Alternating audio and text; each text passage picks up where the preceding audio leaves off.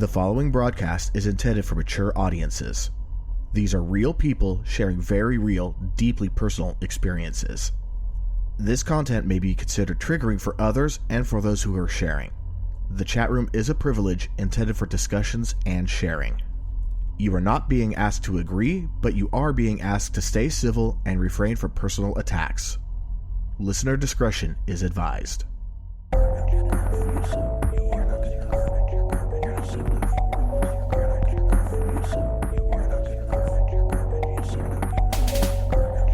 Welcome back to Am I Mental?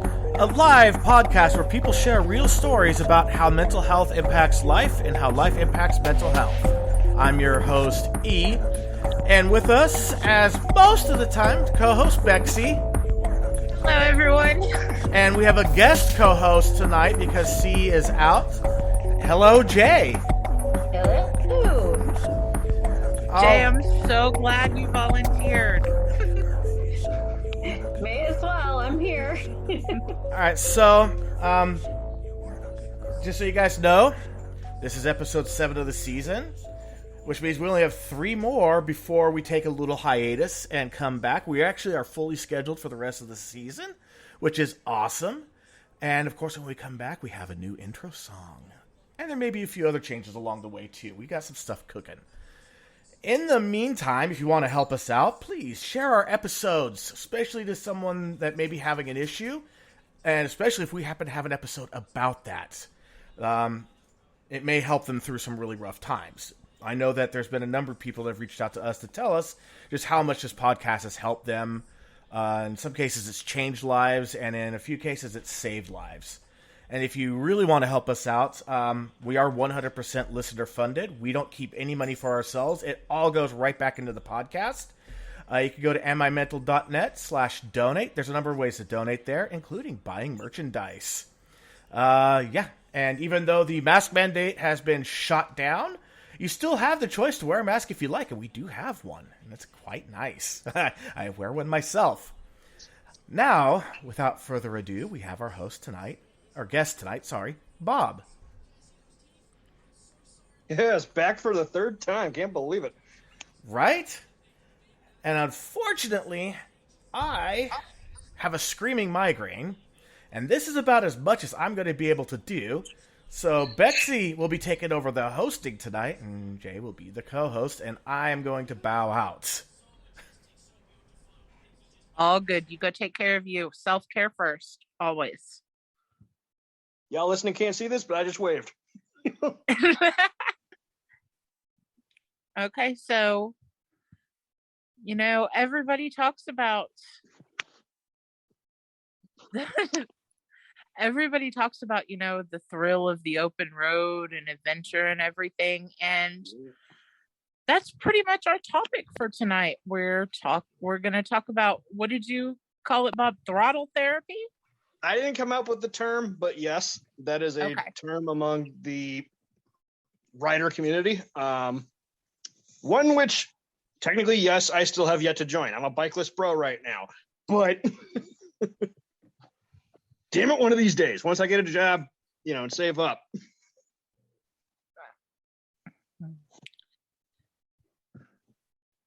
Yep, that's. I mean, you've had, this, let's say this dream of, the bike ownership and the call of the open road for a while now, haven't you? Yeah, a couple of years now. About, what's it been now? 3 years? Yeah. Why don't you tell everybody how it all started for you? It's a bit of an unlikely story, but, so back in, I want to say it was summer of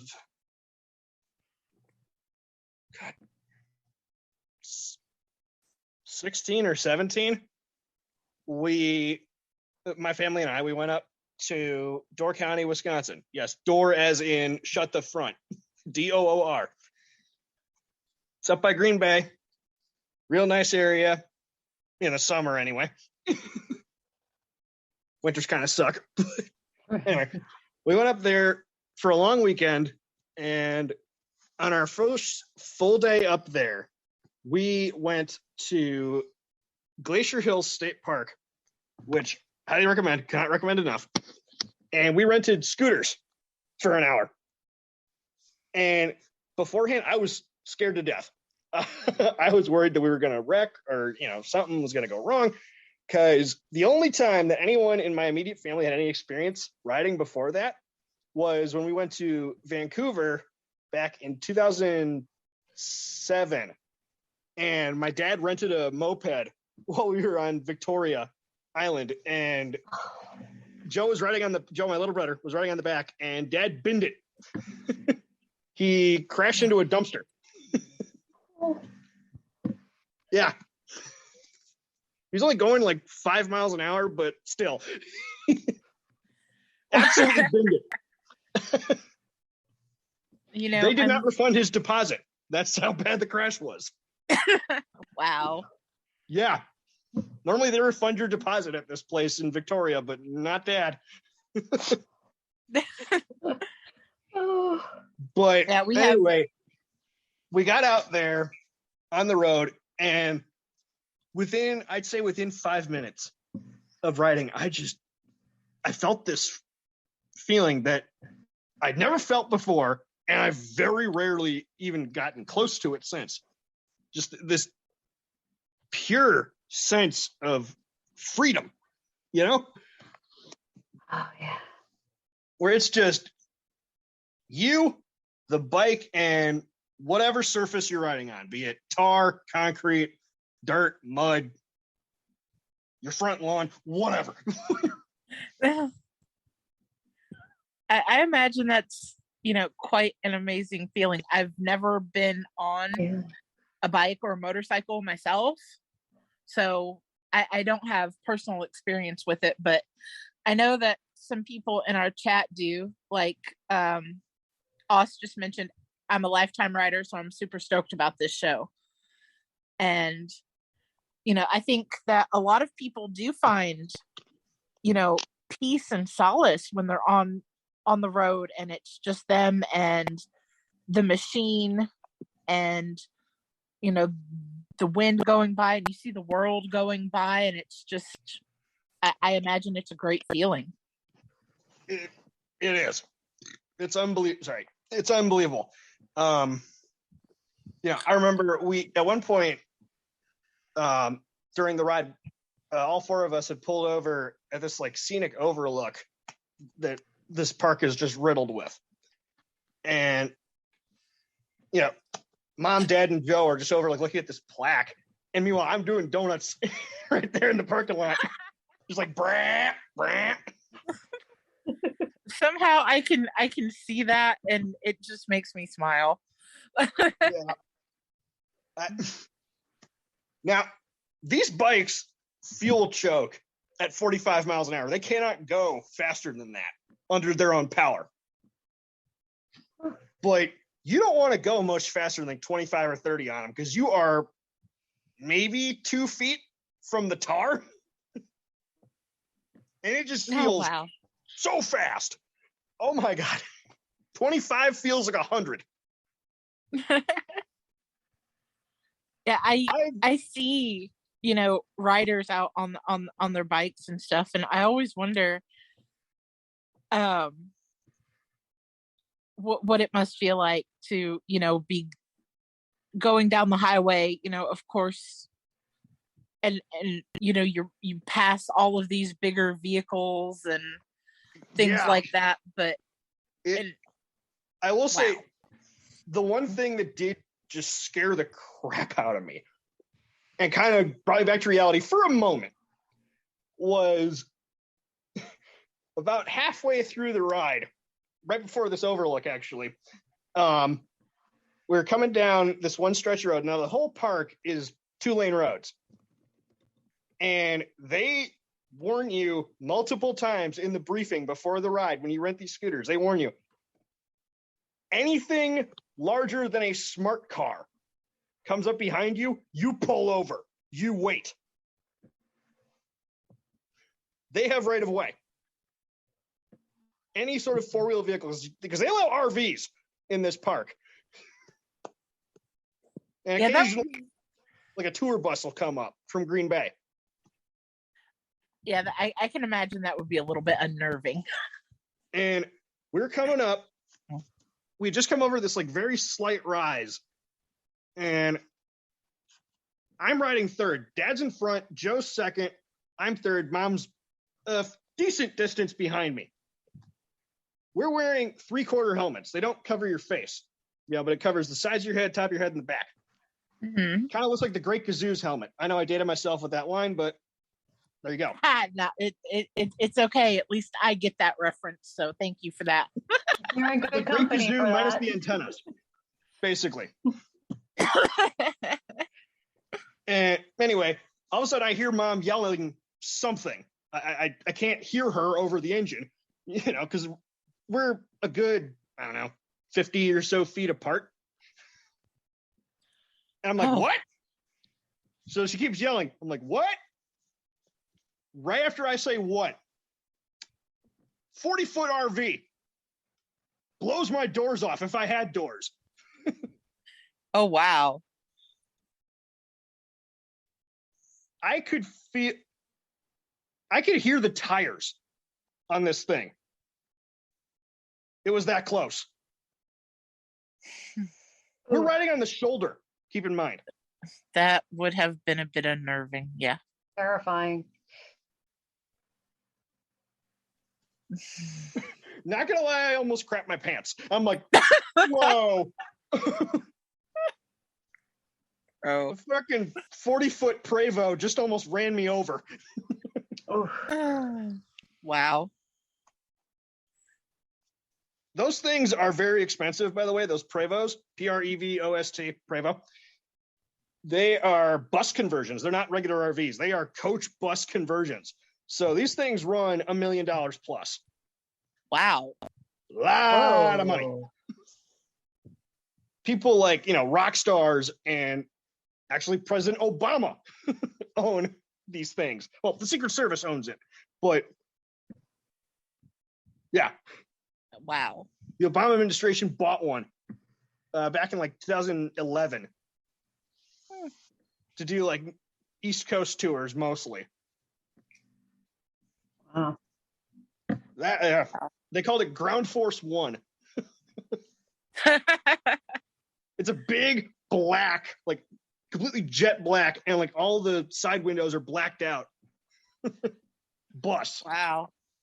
Wow. So, overall though, I mean, your experience with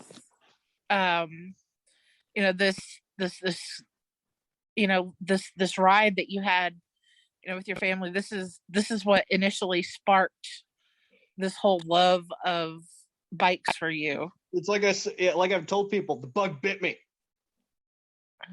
It bit me that night, and I was like, "Oh my god, I need this feeling." If there is a motorcycling equivalent of a crackhead, that was me that night. I was like, "I need my fix, man." You were just like, that more, that Dave more. Chappelle skit. You know the one. Oh yeah. Y'all got any more than motor scooters around here? Mm-hmm. Exactly. Y'all got more of them scooters, man? Yeah, Us just said, I rocked scooters for years when I was young and broke. Wind is wind as long as you keep two wheels on the ground. Mm-hmm. Exactly. That night, we got back to the hotel. Now, the hotels in Door County, at least the ones that we've stayed at, we only stayed at a couple, granted. But the ones we've stayed at, they're residential style hotels. The rooms are basically condos. They got like full kitchens and everything. And that night, I'm sitting there on the couch on my phone because I didn't bring my laptop with me. I'm sitting there on my phone looking up stuff about bikes. Wondering what's the price of these scooters that they're selling. Because at the time, they were still selling these scooters that they rented out. Sadly, that particular model is no longer on the market, but not like I'm in the market for a scooter anyway. Because around here, you can't ride them. The speed limits are too high. Yeah. But, I mean, it just, it just became, another thing in life that you became passionate about really, really fast. So It's an obsession. I'll admit. I'm first to admit it's an obsession. well, that's okay. Some obsessions are good things. I do think prefer the term passion. I do prefer the term passion. It doesn't sound as negative as obsession does, and I think obsession generally has negative connotations to it. Yes. Well, it shows you that it might be a supposed obsession, but it's in your life for positive reasons. Right. Exactly. Mostly. I can most definitely understand how hopping on a scooter or a bike and just driving down the road is therapy. And I'll admit this is a bit of an obscure reason to want to ride, but one of the other reasons why I wanted to get into motorcycling, not only because, of that feeling, but, and I've mentioned this in my 2 past episodes, especially the first one. Dad and I, knock on wood, have gotten a lot closer over the last couple of years. The last, I'd say, 5 or so years. Huh? And he's a very outdoorsy type. He's not much of a hunter, but he loves to fish. He loves to go out and ride his bicycle. He likes to run. You mentioned that before the Yeah. show that he was a runner. Yeah.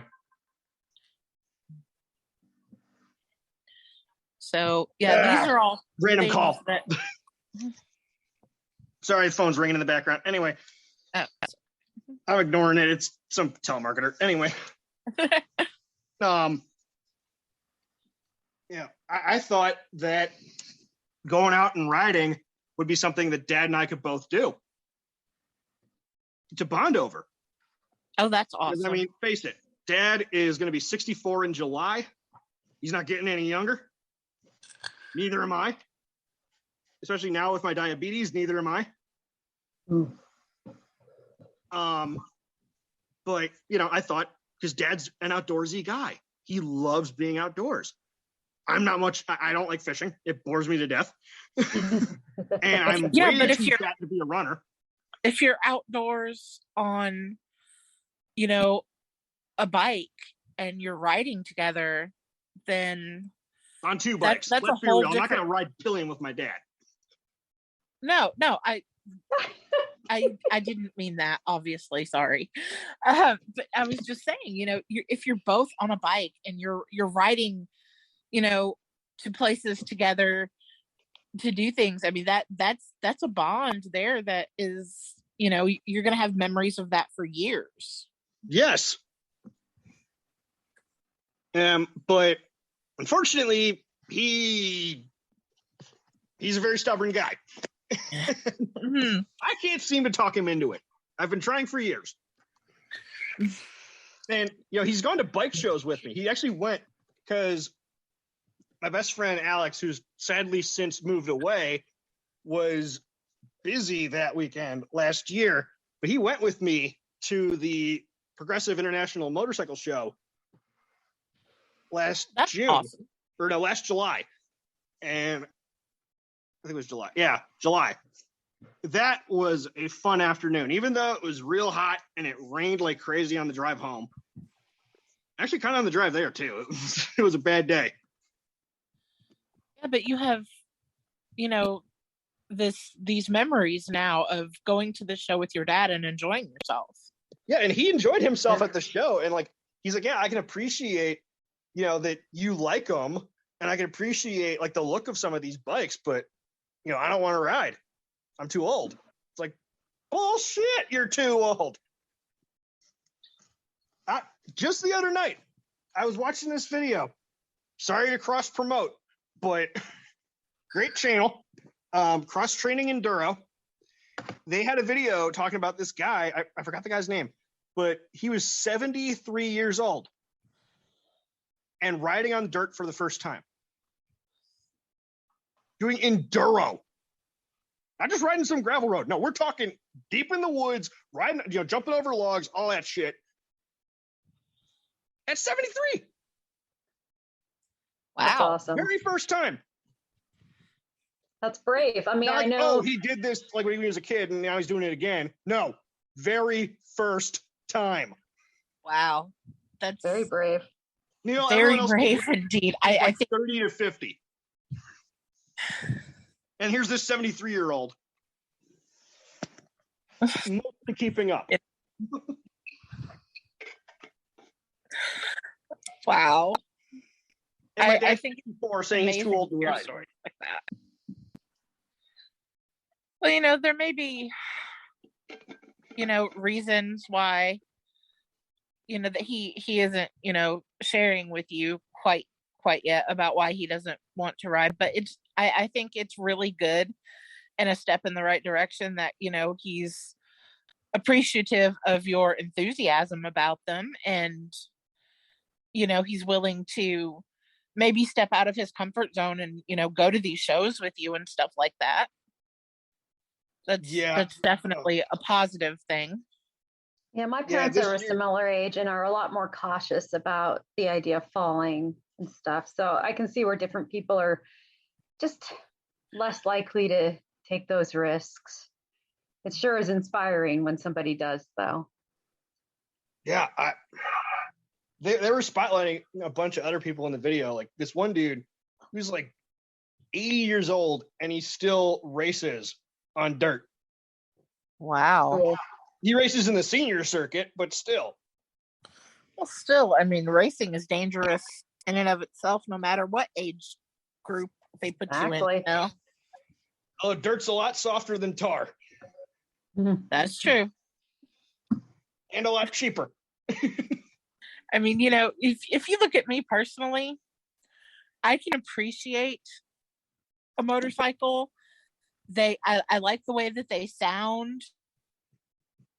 You know, I'm respectful of bikers on the road and things like that, because, you know, a lot of drivers aren't, and I have loved ones that ride. But yeah, my chunky butt is not getting on a bike. Sorry. Nope. Yeah. I'm not Dad- doing it. Dad once told me about a year ago. Right? Actually, no, I think it was at the show. It happened. Right? Yeah, it was. Oh, I see it came in a few seconds ago. Maybe he's having balance issues. Not really. Not really. The only health issue I know that he has, and it's gotten better recently, is his cholesterol. That's it. Other than that, he's in the shape of his life. It could just be a personal choice then. As I was saying, we were at the show, and he told me, he's like, man, if I ever do buy a motorcycle, which again, I 99% sure no, but if I ever do, he's like, I'm buying an Indian. I know that. A nice big Indian bagger, as he put it. Because he doesn't know the model names like I do. He just knows the types of bikes. Right. That's a good point that Kat makes. You know, she says keyword is that you know of. Yeah. You know, a lot of people, especially, you know, I know that I went through this a little bit. This is just my experience with my mom, that, you know, not everything was divulged about their health to me. Right. Until, you know, I got more involved in actually having to take care of her.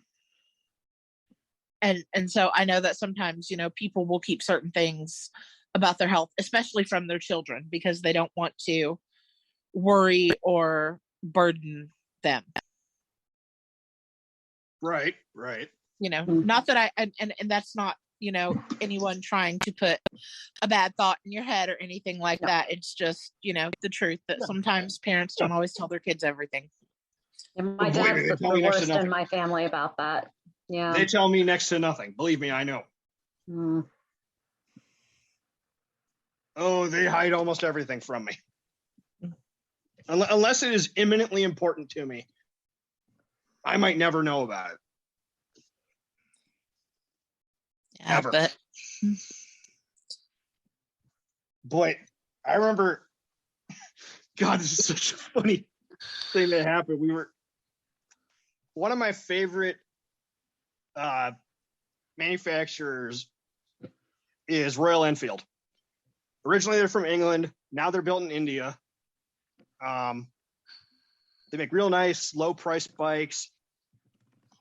Decent for learners, although they're kind of heavy because they're all, metal. They're not a lot of plastic. But they had a stand way the hell in the back.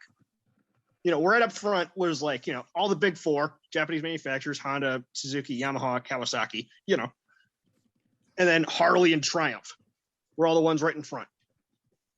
Because duh. Indian was like a little bit off to the side, but, kind of still in the middle. And then a bunch of like the other like less popular manufacturers were way the frick in the back. And the wayest in the back was Enfield. And we got over there and they had their sort of new, like they've been out a couple of years, the Himalayan, their adventure bike, which I really like. But the ones they had there were on center stands. So they were up higher.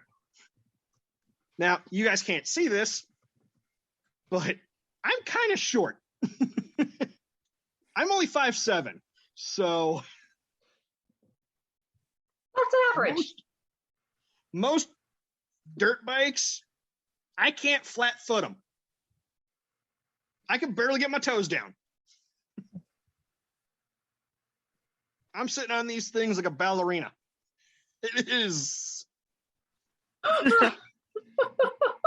It sorry. is a groin tear waiting to happen. I just had the visual. I'm sorry. I know, I love it. It is a groin tear waiting to happen. Sitting on these things. And they had the Himalayan sitting there on the center stand, and I got on it. Okay, it was a little bit, wobbly getting up on it, but, I'm on it nice and firm. And Dad's like, okay, cool. Now put your feet on the ground. Go ahead, hot shot. Let's see it. And so I kind of like stretch my legs out and I get my feet down. I get the balls of my feet down. And he's like, see, it's too tall for you. I'm like, Dad, you don't ride with a center stand down. In fact, you can't. Right. As But soon as still. you drop it into gear with the stand down, the engine dies. It is built that way. It's a safety feature. Because otherwise it would snag and you'd fall. Mhm. I mean, I know one thing. Even my little brother Adam appreciates motorcycles. A friend of mine parked theirs at my place for a couple days, and it was under my carport. And every morning when he would go out to wait for his ride to Dahab, he would ask if he could, sit on the bike, and I'd always tell him no, no, no. Well, one day they came to pick up the bike, and Adam was outside, and so they helped him sit on it, just it wasn't on or anything, but Adam's just sitting on it, and the look on his face, like the pure joy on his face, was Kids amazing. love bikes. Yeah. It was like this great feeling for him to just even climb up on one and sit on it. Mm. And it was like one of the best things I've ever seen. That's fairly universal. A lot of kids love bikes. They might never, ever ride one, but they just love them. Yeah. I'm trying to see if I can find the picture so I can, I know I can't show the chat, but I can drop them in the Discord. for anybody who wants to look. And I can definitely, text them to you guys to see too. All right. Because it was really cute. Yeah.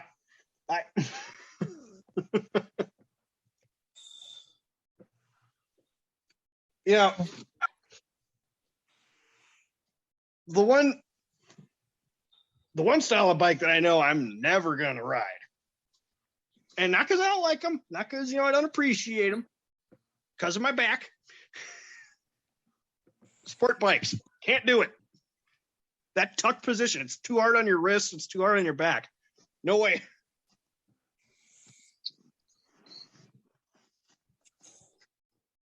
You non-riders might know them as crotch rockets or ninjas. Yeah, I get what you're talking about.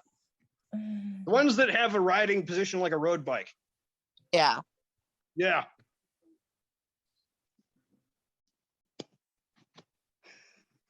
No way. No way.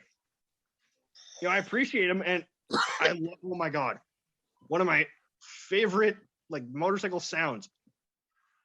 The new cross-plane crank Yamaha R1. Oh, you put a Vance and Hines or what's the other one?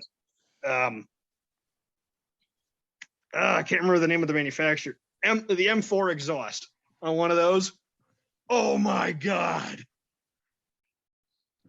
Mm. It makes my toes curl hearing it. I'm like, woo! That's a thing too. People love it because I love the sound of a motorcycle when it's cranked up, and it's just there's nothing like it in the world. Yeah. And the thing about the R1, it starts at the sound changes as the revs go higher. It starts out all low and guttural and angry. But then once it gets up high in the revs, it screams. This thing revs out to 16,000 RPM or something like that. It's crazy.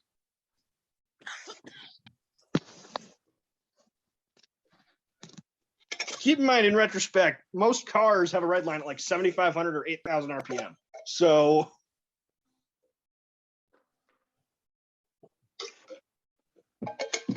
to have a bike that'll rev out to 17, 18,000 at red line. That's not even as high as some go.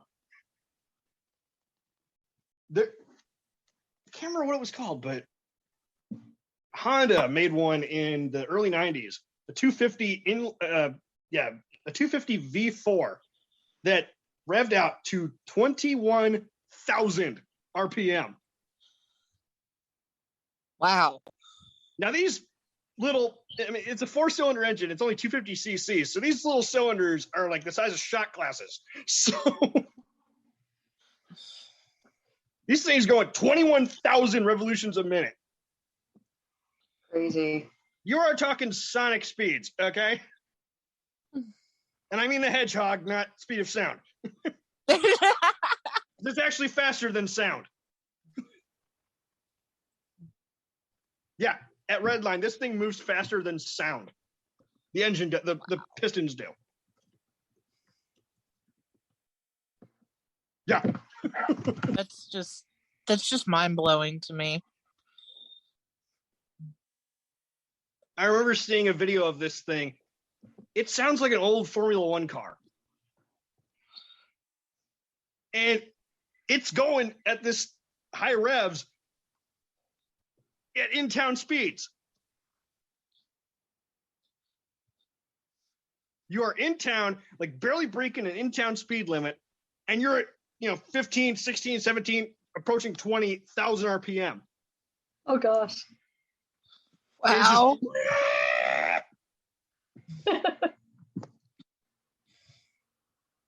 It sounds like the starting grid at friggin', at Monza. I mean, I'm like,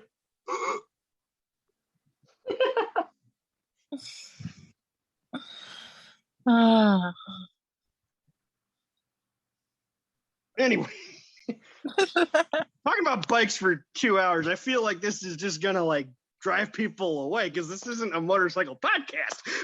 No, it is not a motorcycle podcast, but There are plenty.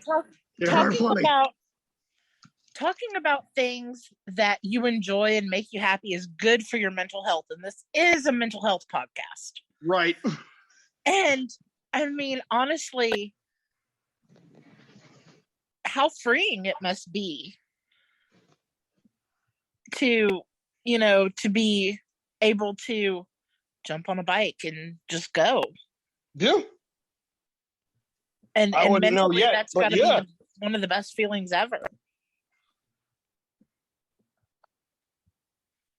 I'm sure Oz, if he's still in the chat, could, say a lot about it being a lifetime rider, as he says. Yeah. One of my very first experiences with someone, like knowing someone who rode, was back when I was at Whitewater, UW Whitewater. Huh? One of my floor mates had a Honda CBR 600, which middleweight sport bike. It is basically a race replica. His wasn't. It didn't have the race replica paint. It was just white. But yeah, this thing barely street legal. I mean, anything shy of like a Bugatti or like a really high end, hyper sports car, this thing will blow the doors clean off it. If you give it enough room, just forget it. Pat says his voice is so happy and enthusiastic. Definitely therapy for him. And Definitely. Just talking about it is a great. Yeah. Yeah. And Austin says, Imagine it's you, what it's your gonna be like thoughts, doing it. and the feel of flight while on the ground. Yes. Absolutely. So back when I was at Whitewater, God, I miss this car so bad. I know this is so weird. This is so dorky to say that I miss this thing, but I had mom's old minivan. It was a 2001 Honda Odyssey EX, fully loaded, and I named her Bessie. Nice. Because I like that. it was, a man's car is his steed. But I figured this van's too big to be a horse. So it's a cow? Bigger than a horse that you can actually ride? A cow. Bull. A cow. Bull. Yeah. So I named her Bessie. Because it's a cow's name. Oh, She was my trusty steer. And I remember I'm coming into town just off of Route 12, US 12. And I'm turning on to whatever that street is that led to our dorm. I can't remember the name of it. And all of a sudden, this floor mate, I cannot remember his name. I could pick his face out of a crowd, but I can't remember his name. And he comes up next to me. He's like on the yellow line. And he rev bombs me. He just like dumps the clutch and cranks it. Just blows out my eardrums for a second as he takes off down the hill. And I'm just sitting there like, you dick. You dick. Why did you do that? Oh. Now I kind of get it why people do that, because it's fun. But that's why they do it. It's fun. When you're not on the receiving end, it's fun. But man, when you're not prepared, when you're just sitting there minding your business, the next thing you know, a CBR freaking blows out your eardrum because he's like 5 feet away from you. Yeah. Wow. Literally, the only thing separating me and him was my car door, basically. If I had the window down, we could have high-fived each other. Oh. We're that close. Wow. Yeah. He is practically scraping his pegs on my, side panels. I mean,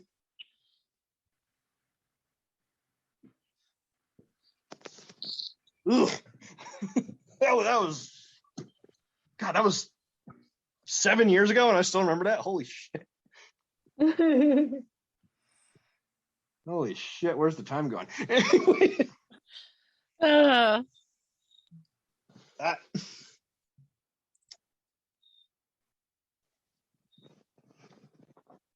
I'll be first. I am such a huge dweeb. Some of the things that just like that like I get emotional about and stuff. But I was like in a almost funerary mood when we got rid of Bessie. Oh. I miss her. To this day, I miss her. It's been a few years. well, It's easy to get nostalgia, all the memories, the adventures. We had her for almost 20 years. Yeah. That's a lot. What had happened was, and we figured this out the day that she got hauled away, because we sold it to like some Cash for Clunkers thing. We donated it. We got a nice tax rebate from that. And I went out. See, the like battery had completely died. It wouldn't start. Nothing. It wouldn't like even the keyless entry wouldn't work. It was that dead. And I went out and I unlocked the door with the key and got in and just sat there for a bit. And I realized, wait, the driver's side rear door is ajar. Those doors are powered doors. And when the doors open, the lights come on. Oh. That's what killed it. Someone left a door open and that killed it. Oh. We had this thing for like 15 or 16 years, and that's what killed it. wow. The freaking door. The freaking interior lights killed it. Well, It's a bummer. it has to be. Oh, also mentioned also the community with people who ride. Yes. Because that's a big thing. I was telling him in the comments, my oldest brother rides. He's made great friends with the people that he's met. I can attest to this. Even though I'm a bikeless bro, I can attest to this.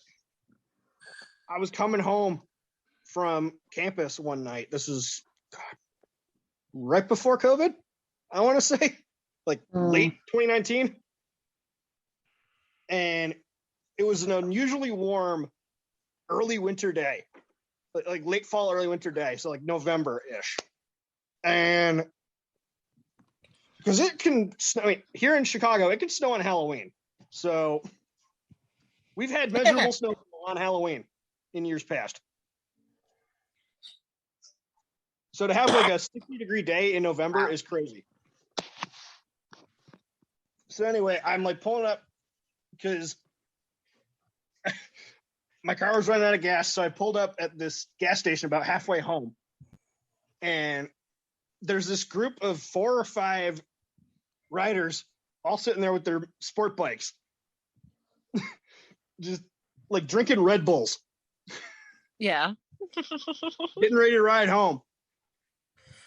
And, oh, geez, who's calling now?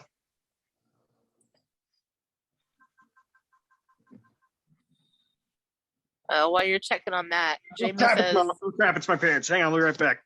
okay. Okay. Well, while we pause for a bob break,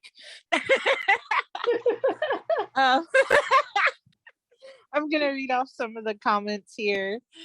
Us says we all stop for each other if someone needs help. We all wave at each other. And, my response is, I always wave to bikers.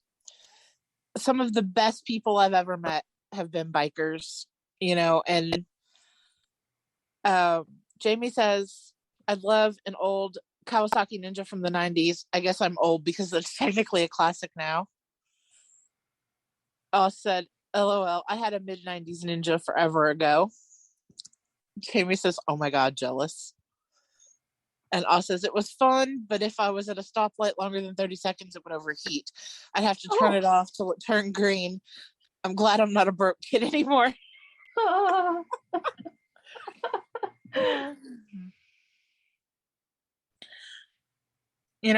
didn't realize that you were into the bikes and stuff like that, or I would have had E prod you a little bit and be like, "Come on the show tonight." I'm back. Okay, yay! They think I'm gaming right now. Hee hee. Oh, usually it's something else. It's like you're covering for gaming. Usually, I know. Because usually they're not home right now. They're actually in Raleigh, North Carolina right now for family friend's daughter's wedding. Yeah, she's finally getting married. Well, She'll be 26 soon. So yeah, she's finally getting married. Holy crap! Really awesome. Says I learned to ride from Hell's Angels when I was 7 or 8 in SF. Wow! Oh no way! San Francisco. Yeah. Oh my god. From the Hell's Angels. Oh my god. They lived next door, and one of them's son was my best friend growing up. That's awesome, Wait. I have to ask this. I'm not in chat, but I gotta ask this. Did he know Sonny? See. There's usually a little bit of a lag. So I'll share with you. I'm pretending to be gaming while I podcast. Oh my god. LOL, LOL. It's Jamie. I love it. No. No. Says no. Yeah. Oh, darn. He didn't know Sonny. Oh.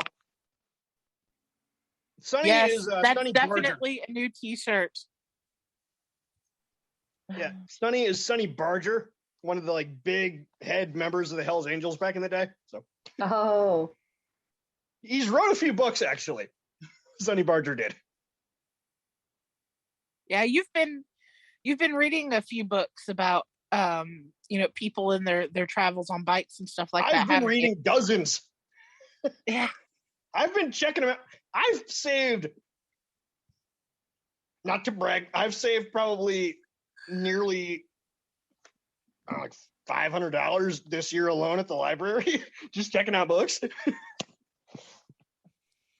about bikes. The library is a great resource. They tell you on the receipt how much money you saved with the books you've checked out. I mean,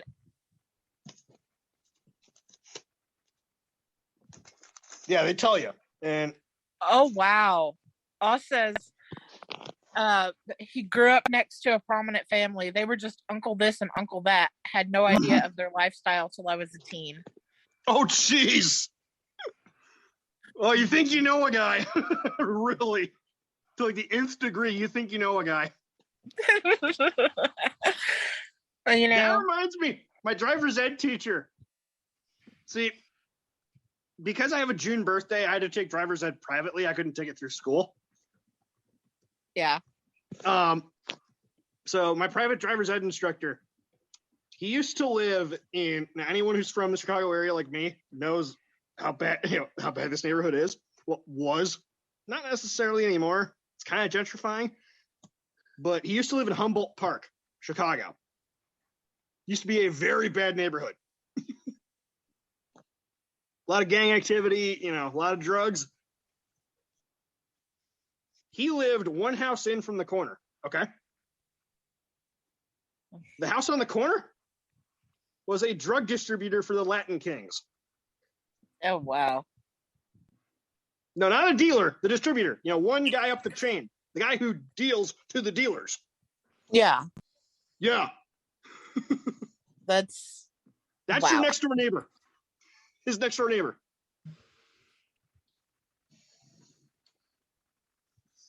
He's like, now I never met the guy. He's like, I lived there for 5 years. I never met the guy. I met his girlfriend once, but I never met the guy. He's like, the day after I moved in, his girlfriend came and gave me chocolate chip cookies to welcome me to the neighborhood. That's kind of nice. To welcome me to the neighborhood. He's like, 'cause here's the thing. These gamers, they hate cops. They hate, firefighters. They love teachers. They knew I was a teacher. They knew I was a driving teacher. Ow. They figured it out pretty quick because I had the driver's ed car parked in front of my house. So they knew I was the teacher. And they love teachers. Well, At least the Mexicans, Latin kings, they love teachers. That's cool. wow. So That's they never kinda mess with me. They never nothing. awesome. Why would they? I mean, yeah, honestly, I mean, if you just keep to yourself and you keep your nose out of everyone else's business, I mean, why would anybody mess with you? Yeah. Well, Humboldt, Friendly as I person. said, at the time, Humboldt was a very bad neighborhood. One of the worst. Yeah. Now it's okay. During the day, it's okay. It's gentrifying. So yeah, during the day, not a bad area. At night, steer clear. It's still unsafe at night. That ain't changing anytime soon. Well, Yeah, as long as it's daylight, you're good. You're fine. Speaking of Chicago, a few weeks ago, actually almost a month ago now, good God, at the end of March, my brother had a day off of work, didn't have anything going on. And so, because I wanted to go down to the city and like see him and like, you know, and he had told me to go and see the Harold Washington Library, which is the central library for Chicago. uh-huh. It is, at the time that it was built, it probably still is, it wouldn't surprise me, but at the time it was built, it was the largest public library on earth. Wow. It is the size of a city block and 10 stories tall. Okay, this sounds like my idea of heaven. I love books. It is unbelievable how big this place. It's so big, it has its own CTA stop, its own L stop, okay? Wow. Yeah, they renamed the L stop next door to Harold Washington Library, State and Van Buren. It used to be just State and Van Buren, but then they added the name. The library name to it. Wow. I mean, Although so it's just marked as your, Harold Washington Library on the map. So what were your thoughts about being in a library that huge? we walked in, and I knew it was big going in, but as soon as we walked in, I'm like, whoa, because the main foyer of the building is like 3 stories high. The ceiling is like 3 stories, Mm-hmm. and that's where the circulation desk is. The one circulation desk is. Wow. So yeah, there are reference desks on every floor, thank God. But the only circulation desk, there's like 4 or 5 of them, is right there in the foyer on the ground floor. So after going up to like the 6th floor to get books, yeah, we had to go back down to the ground floor to check them out. Wow. But yeah, so what happened was I took the Metra train, which is like the regional rail system around here. And I took it to Clybourne Station, which is the first station out from Ogilvy, which is one of 2 central rail termini here in Chicago. The other one's Union Station. But, you know, I got off at Clybourne, and apparently people have been complaining about this for years, but there's about a 1-foot+ vertical gap between the train and the platform on the inbound platform at Clybourne. Wow. It's about 14 inches. Just eyeballing it. You have to jump off the train, basically. At least I did. At only 5'7", I had to jump off the train. I couldn't step off the train. I was just thinking, good thing I don't wear heels. Yeah, so like if you're short like me, if you can, ride all the way to Ogilvy because it's nice and easy. You just walk right off. I mean, there's maybe 5 inches. I mean, it's nothing. It's like a stair. It's like one and a half stairs.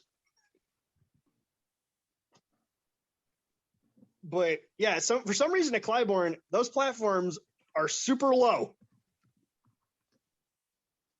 Anyway, I got off the train.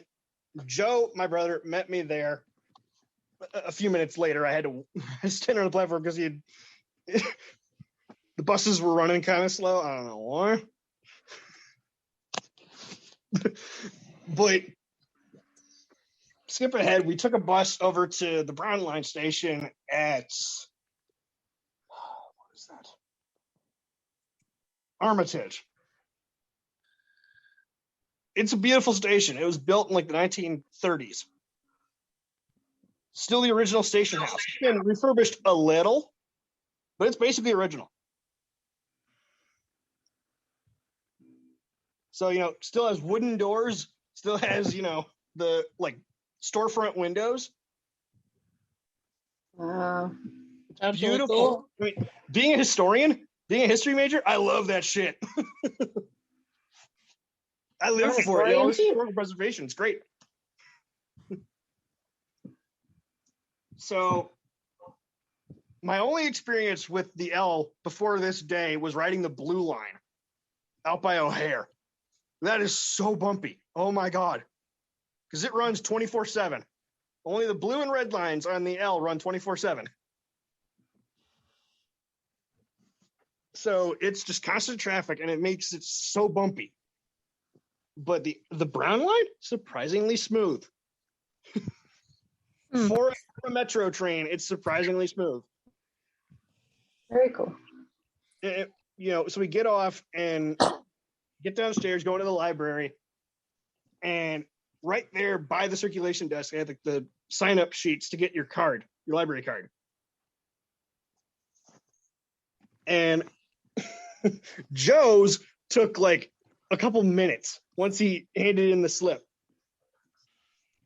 Like all I had to do was look at his driver's license to like verify his address and stuff. And that was it. Here you go. Here's your card. Me? I'm not a Chicago resident. So what they had to do was call the library where I already had a card and make sure I was in good standing, which I am. Oh. And that took a while. And finally they gave me the card. And this happened at another library, at Elmhurst Library, because I was at Elmhurst College originally. Now it's Elmhurst University. Go Jays. The Elmhurst Public Library isn't in network with libraries out by me. So I had to apply for a separate card there, but they linked it to my Cary, Illinois library card, whereas Chicago didn't. I have a separate card for Chicago. Anyway, we're getting a little bit into the reads here. Yeah, a little bit. So I was skip going to ahead. start reeling you back.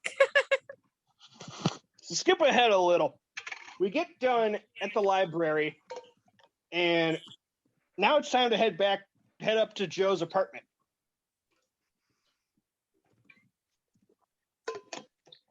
Which is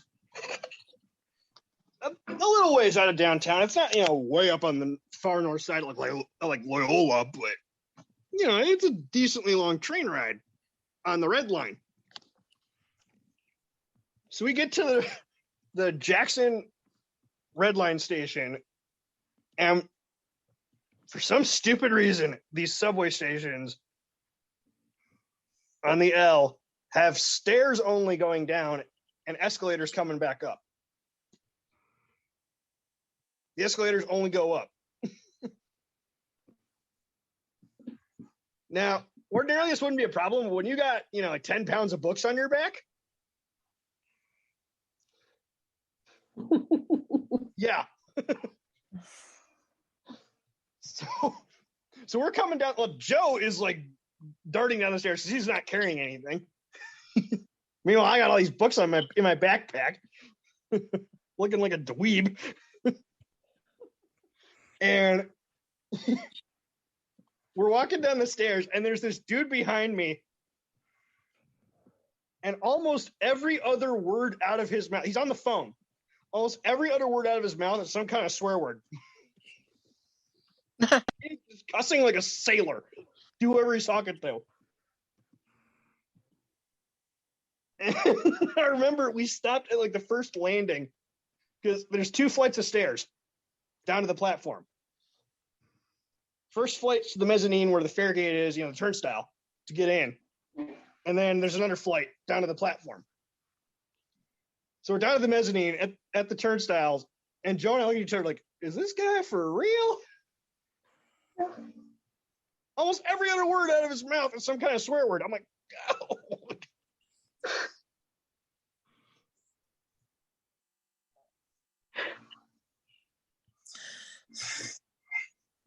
And of course, and the dude's African American, so of course a lot of these swear words are the N word, but no R, but still no. Well, but he's like he's practically yelling at the guy he's talking to on the phone because there's the cell reception. Admittedly, the cell reception down in the subway is kind of shit because you're like 2 stories underground. We finally get down to the platform and it's packed. It's like just after 1 o'clock on a Friday. And yet you'd think it was rush hour. There's tons of people. It is almost pre-COVID levels of crowding down there. And thank God at the time the mask mandate was still a thing. Because we're practically shoulder to shoulder with some of these people. There ain't social distancing down here. Not on this platform. Not enough room. Oh, man. And I looked over to my left. And keep in mind, I'm kind of like sweating a little, not only from the long walk, but also because it was really warm in the library. And I look over, and standing by this column on the platform is this girl who, oh my God, what a smoke show. Aside from her lime green hair, she had like highlighter green hair. Although it really was more of a highlighter green scalp because she had a shaved head. But anyway. Aside from that, this girl was perfect. I remember I was standing there with my brother, and I'm thinking, man, if I wasn't sweating like a pig standing here with my brother, your ass would be in trouble. Girl, tell your mama I said thank you. oh my God. I didn't say nothing. I'm just thinking this, but you know what I mean? So the train finally arrives. We get on, we sit down, and this like big crowd of people who we hadn't seen on the platform, they had like run down to catch the train, evidently, got on like right after us, and they all had their student passes to get on the train because all like the university students in the city get these Ventra's the fare card in Chicago, passes to ride the buses and the trains. It's part of your tuition. And they're all on lanyards, so you don't lose them. And turns out they're all MFA students, Masters of Fine Arts, at Roosevelt. And they're all talking about this stuff, and a few of them are musicians. One of them is either a violist or a cellist. I couldn't quite tell by the case, but he had a big hard case strapped to his back. He had to stand in an awkward position so that the top of the case would clear. I'm waving, you guys in chat obviously can't see this, to clear the strap bar, by the seat. Right. So he had to like lean back so the instrument would clear the bar. Wow. And we're all sitting there, and the train starts moving. Oh my God. I thought the blue line was bad. Red's even worse. That red line subway, because it's pitch dark, number one. I don't normally have too many sensory issues. I mentioned this in past episodes. I'm on the spectrum. But one of the things that I just evidently cannot, stand was being in this pitch black tunnel, moving at real high speeds, like way too fast for such a bumpy rail line. They're too fast. We are shaking like a dryer Oh wow. full of towels.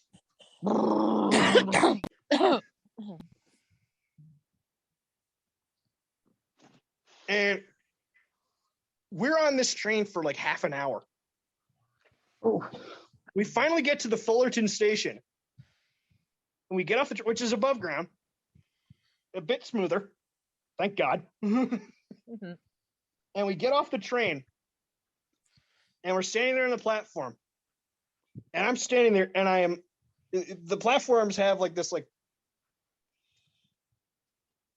it's not a picket fence, it's like a sideways horizontal fence type of setup on them. And I'm holding one of the bars of the fence, just standing there on the platform, like catching my breath. And Joe walks up, he's like, "You okay?" I'm like, "Thank God we rode that train before lunch." oh, I don't normally get motion sick. I am not one of those people who gets motion sick, but oh my God. If we had rode that That did train it. after lunch, it would have been bad. It would have been a biohazard site in that train car. Even with my mask, it would have been biohazard level, whatever. It would have been a top level biohazard site. You would have had to call FEMA. Forget about calling the ambulance. You would have had to call FEMA in this bitch. It would have been bad. Ugh. I was literally just standing there trying to figure out which way was up. I was so dizzy. oh man. I was legit seasick. I'm like, I remember we're coming down the stairs and we get down to street level and I'm like, "You ride this thing every day?" He's like, "I don't normally ride the red." He's like, "I don't normally ride the red line. I ride like the brown line into town, there and back." But yeah. He's like, "Oh yeah." He's like, "You get used to it after a while. Don't worry." He's like so blasé about it because he's lived in the city for 4 years. But clearly me, second time ever riding the L. No, not used to it. Not used to it at all. I can't help but draw a comparison from earlier tonight. Yes. We all have our limits, right? When you're in control, Right. It's fun.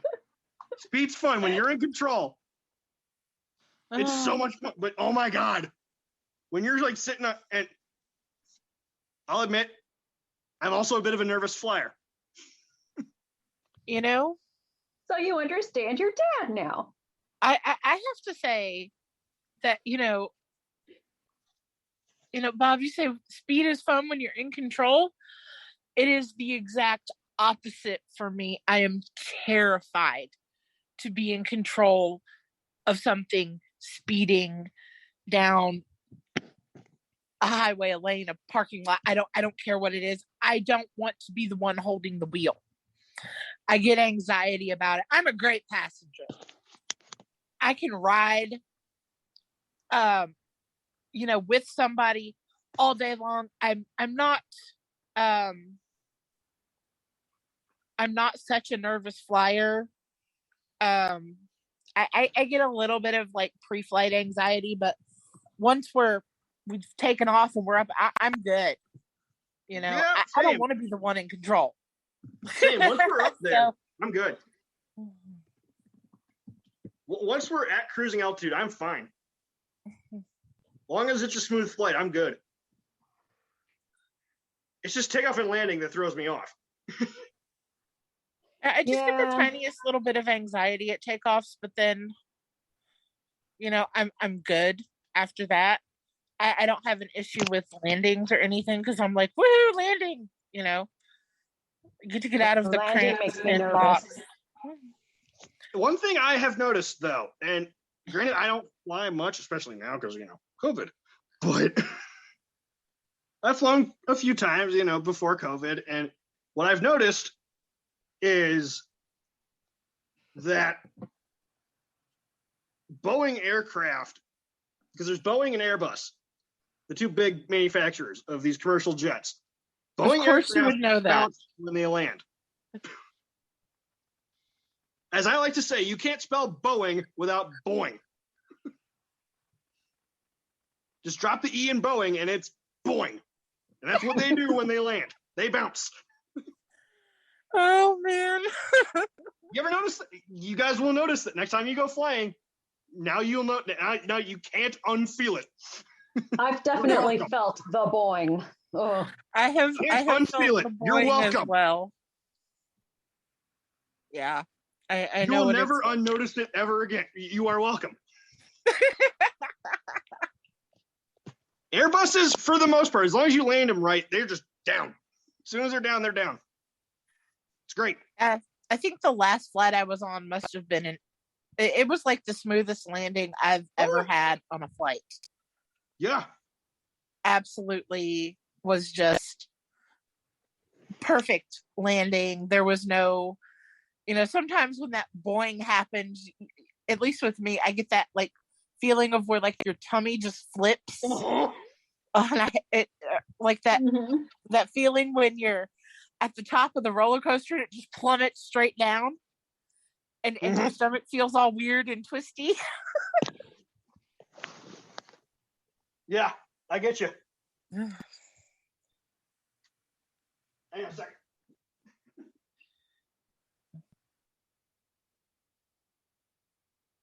And we now pause for another bod break. Yeah, I believe I told you this story, Bexley, but jeez. Oh my God, that was a decade ago. Holy crap, when we did this, that was a decade ago. Holy crap. Okay, that's a big shock, realizing that. But Christmas 2012, we went to Hawaii for 10 days. We spent a week on Maui and then 3 days in Honolulu. So Christmas through New Year's. We actually flew out to Maui on Christmas Day. Which, I spent great Christmas idea. on Maui once. Awesome idea. I have yet to visit Hawaii, so mark me down as slightly jelly, but Yeah. The one thing though, they don't do well, maybe from California, but from Chicago, or actually we connected via Phoenix. So from Phoenix, they don't do direct flights from the mainland to Maui. You got to fly into Honolulu and then catch what's called an island hopper flight to whichever other island you're going to. We had to do that from California too. Yeah. Yeah. So you know about flying Hawaiian Air. Yeah. And the Aloha Very Oi much that they so. play when you board. Yeah. You know. Apparently, they've been playing that same song for decades. Oh, funny. That recording, I asked, I'm like, how long you guys been doing this? Because I'm a nerd like that, I'll ask questions like that. I asked the flight attendant on our island hopper flight to Maui, I'm like, you guys been playing this for a while? It sounded kind of old. It sounded like an old recording. And she's like, oh yeah. She's like, oh yeah. She's like, actually, funny enough, the guy who sang this, he's gone now.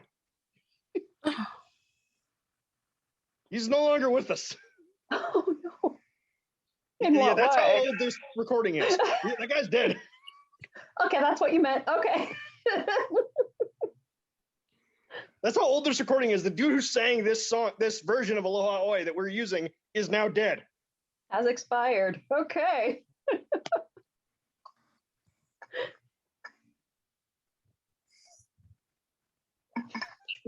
I'm like, okay, cool.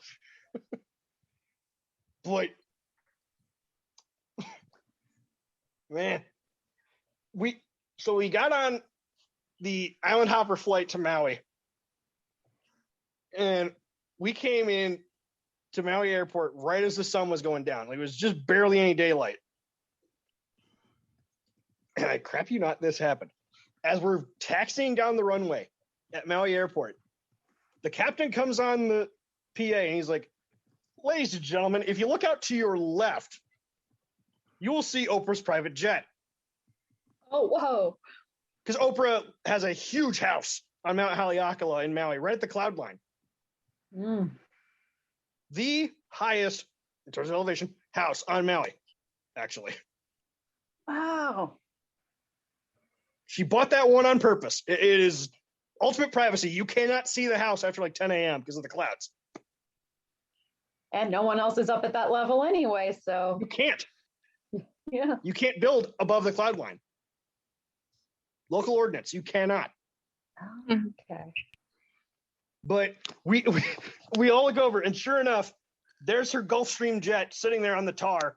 And at the time, it has since changed, but at the time, it had a huge purple O on the tail. It has since changed. Well, yeah, since it's been 10 repainted. years. She has a new one now. No, it's the same plane. Really? It's the same plane, but they've repainted it. They painted over it, evidently. But yes, at the time, it had a huge purple O on the tail wing. Mom and I were sitting with each other because it's these dinky little Buddy Holly planes they use to fly these Island Hopper flights. It's 2-2. So it's Mom and I on one side, on the left side, Joe and Dad on the right. Oh, And Mom lost her crap. She was laughing so hard she almost fell out of her chair when she saw this plane with a huge O on it. She's like, "Oh my god!" And I Nani, take it she's a fan. Nani isn't even. God rest her, my mom's mother.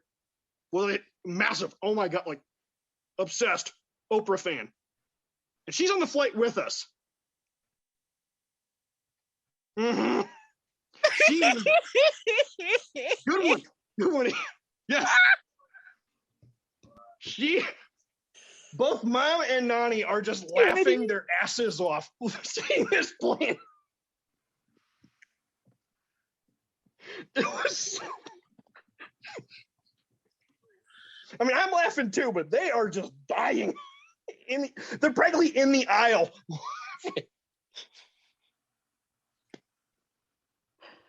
oh. I'm sorry, I'm trying really hard not to giggle uncontrollably, but he's got Oh, what's appropriate right now? Well, it's even funnier. If that wasn't funny enough. Well, what you got? You got another joke? No.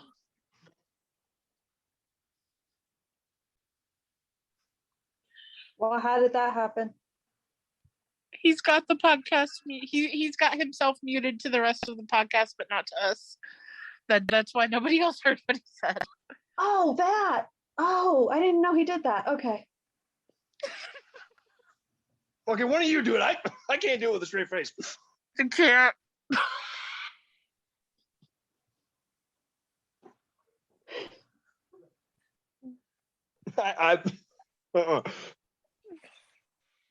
Whoops.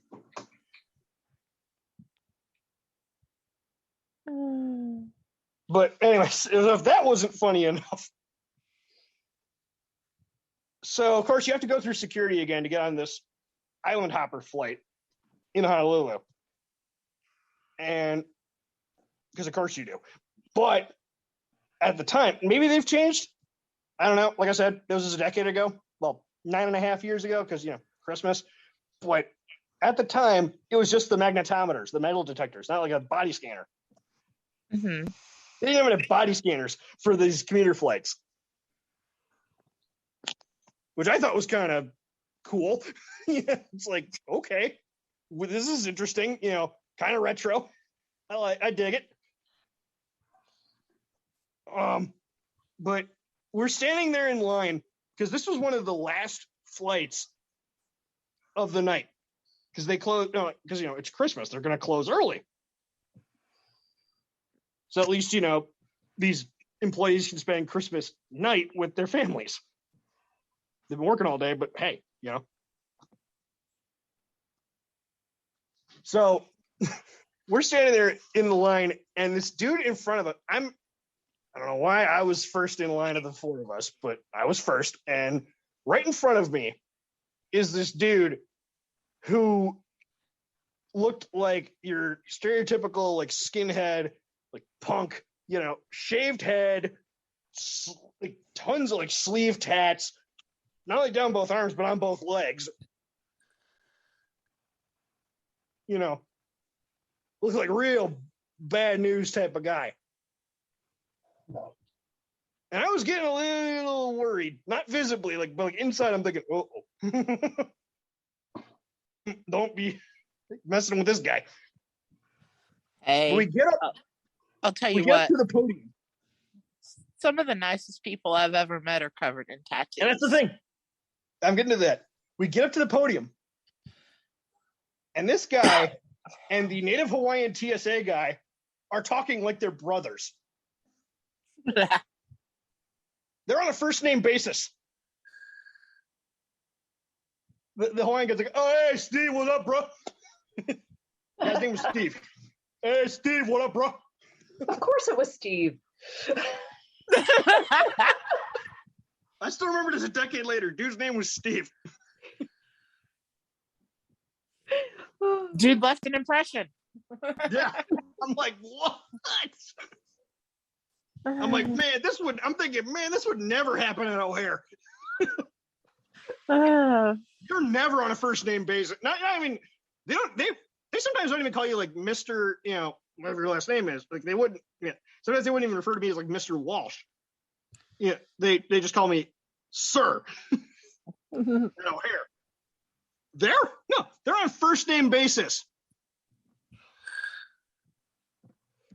Granted, it's the commuter terminal, so the same people come through every day, more or less. Yeah.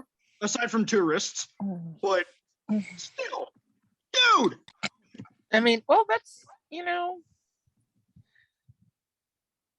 smaller places are like that. I mean, it happens. But I think it's awesome when stuff like that does happen. Yeah, and that's the other thing. Circling back to first, when we were first talking, that's another thing about writing is, and it was pointed out in one of the books that I checked out. I think I just returned that one because it was due, but one of the people in it had mentioned that whenever I'm driving my car, even if I got the top down, because he's like, I drive a convertible, even if I have the top down, no one talks to me because I'm in my cage. I'm a cager, as they call them. But whenever I'm on my bike and there's other riders, we'll chat at red lights. Oh yeah, I hope so. I think that's awesome because Yeah. I've had bikers at red lights when we've been out with Adam and everything, and Adam always waves and he messes with the the windows in the back, and he'll roll it down and wave his hand out and everything, and they always stop. I've had people high-five him. Oh my god!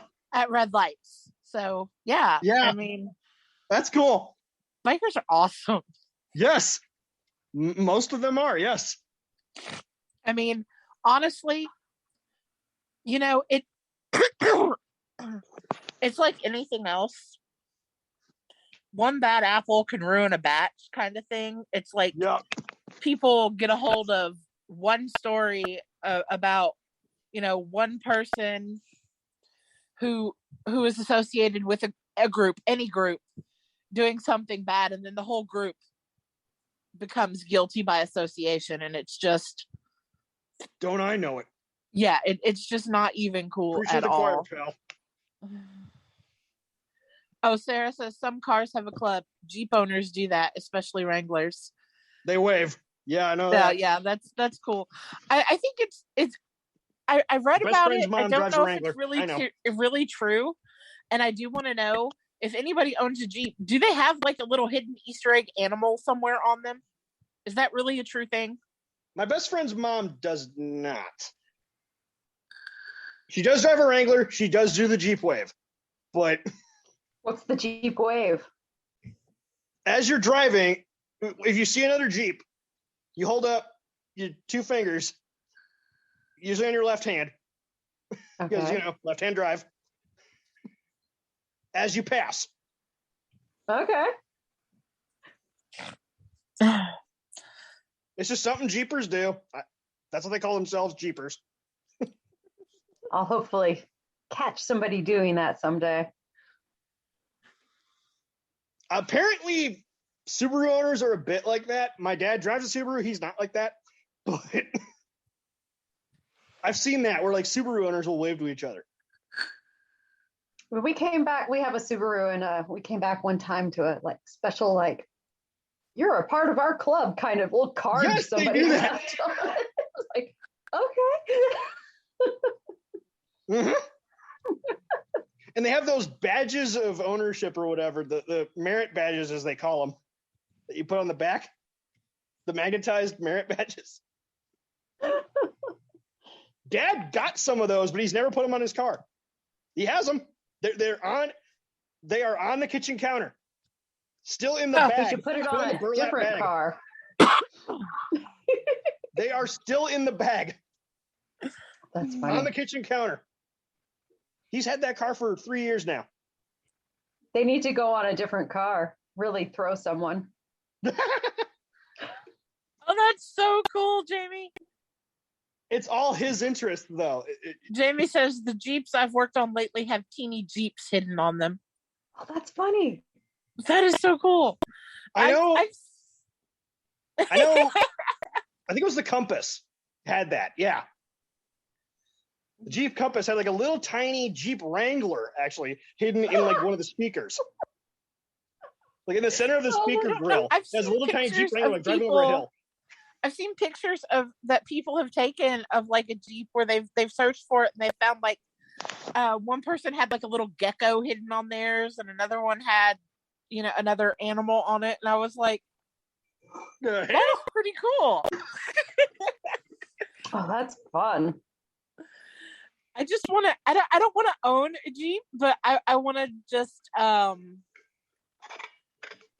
want to just know somebody who has one so I can go hunting for like the little hidden animal or Jeep or whatever. As long as we're talking Jeeps, again, I've never ridden nerd in a part Jeep, of me. but they look like they'd be fun to ride in. the nerdy part of me. So one of the myriad of accounts that I follow on Instagram is the Reagan Foundation, because they always post such cool pictures. And one of the pictures they posted was Reagan on his ranch, like standing next to his Jeep CJ5. And nice. I commented the old slogan, "There's a feeling you can get only in a Jeep." And they liked it. That's cool. They hearted it. I felt like $1 million for like 5 seconds. I'm like, whoa! I'm like, That's the Reagan awesome. Foundation liked my comment. Ah! Fanboying That's so hard. cool. Yeah, I was gonna say that's like me fangirling over, Mark Pellegrino, but I'm allowed to fangirl over the man who saved my life, Ken. I'm not really, I never really was much of a Republican, not to get political, but I'm sitting there, I'm just thinking, man, I still miss you, Ronnie. I wasn't even alive for the Reagan years, and I'm like, I still miss you, Ronnie. Ah. You've been dead 18 years, but damn it, I still miss you. All I can see in my head now is that Family Guy episode where they had Reagan smash. where he had dementia. Reagan smash. Reagan Yes. smash. Oh, that was such a good. Was punching the wall of the McDonald's Yes. and somehow not breaking his hands. That's what I want to know. I don't know. Well, How is he it's repeatedly cartoon. punching so- a brick Oh, wall? yeah. I mean, yeah, it's a cartoon, but dude, that's brick. How are you punching that without breaking your hands immediately? Ugh. Cartoon logic, I suppose. Oh yeah, definitely. But even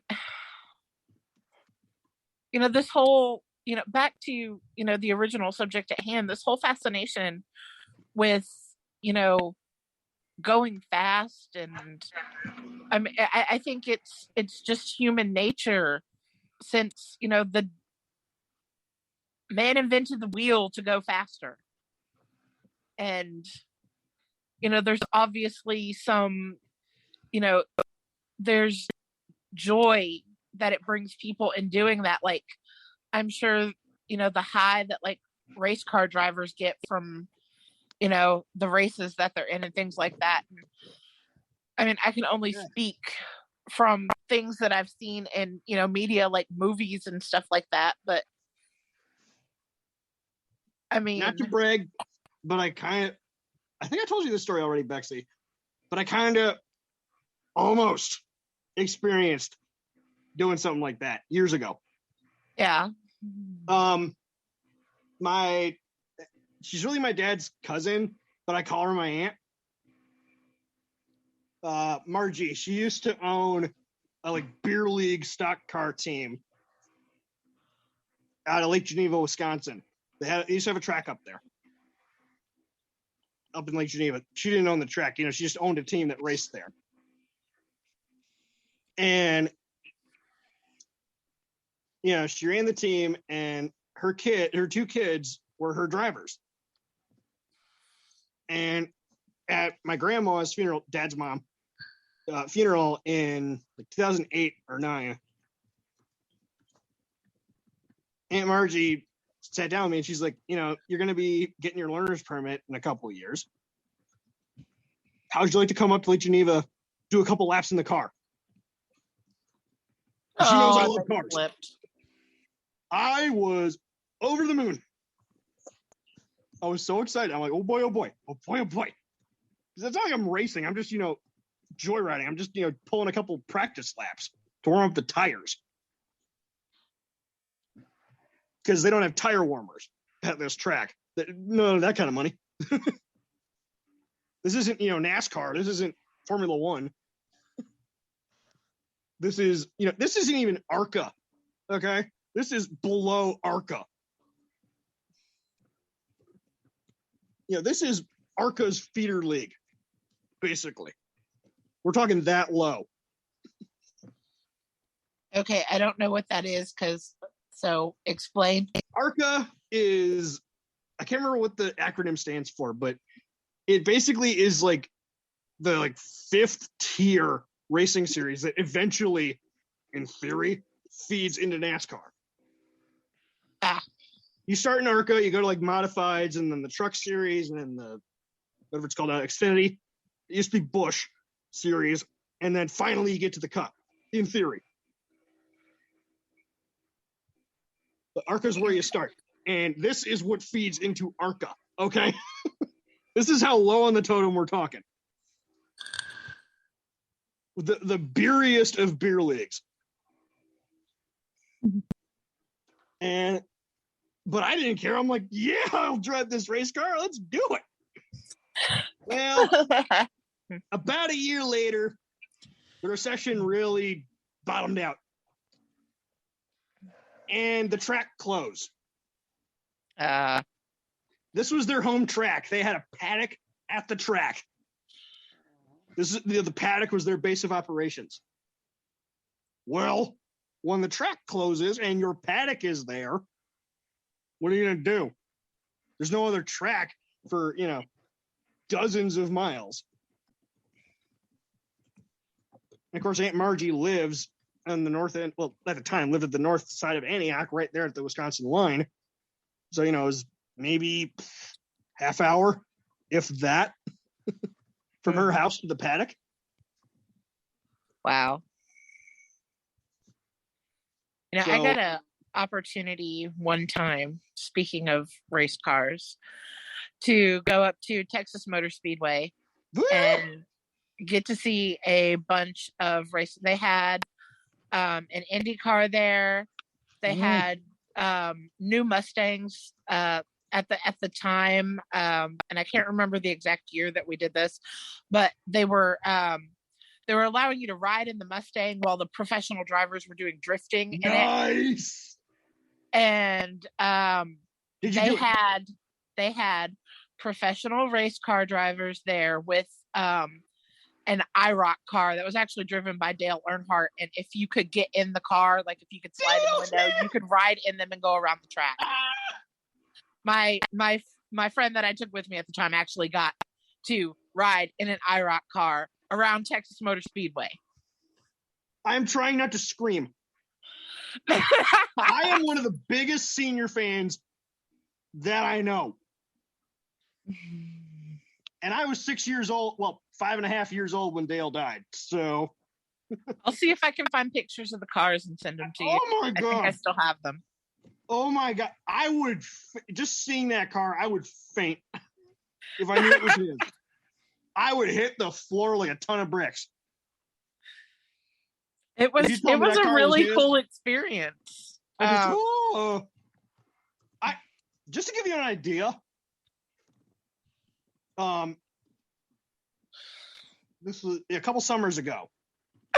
Oh gosh, hang on. I have to read this from Oz. He says, I'm like the Zoolander of drifting. I can perfectly drift left, but spin out every time I try to drift right. LOL. Are you also really, really ridiculously good looking? Sorry, I have to. But just to give you an idea of how much of a Dale fanboy I am, couple basic ideas. 1, 2 summers ago, summer 2020, we were giving away a bunch of old clothes and stuff to Goodwill. And Mom had accidentally put my Dale Earnhardt duffel bag, which granted I rarely use, because I don't want to mess it up. Mm-hmm. It's a Dale bag. I ain't messing that crap up. But she accidentally put it in the pile. And I saw it there and I was livid. I'm like, you are not getting rid of my Dale bag. My Texas came out. I am from Texas, but my Texas came out. I'm like, you are not getting rid of my Dale bag. Speaking of Dale. You are Speaking prying of this thing Dale, with my cold dead fingernails. I actually have been. I had the opportunity to meet Junior. You met Junior? Yeah. Where was this? He was actually making an appearance at a local Walmart. Oh, no way. Yeah. What's he like? And he was great. He was so nice. And it just, yeah, I was a little bit, I'm not like the hugest NASCAR person ever, but there was a little bit of, oh my God, I can't believe I just met that person. I just met Junior. Yeah. And second example of just my huge Dale fandom. This was years ago. There used to be a Harbor Freight a few towns over. It's since closed.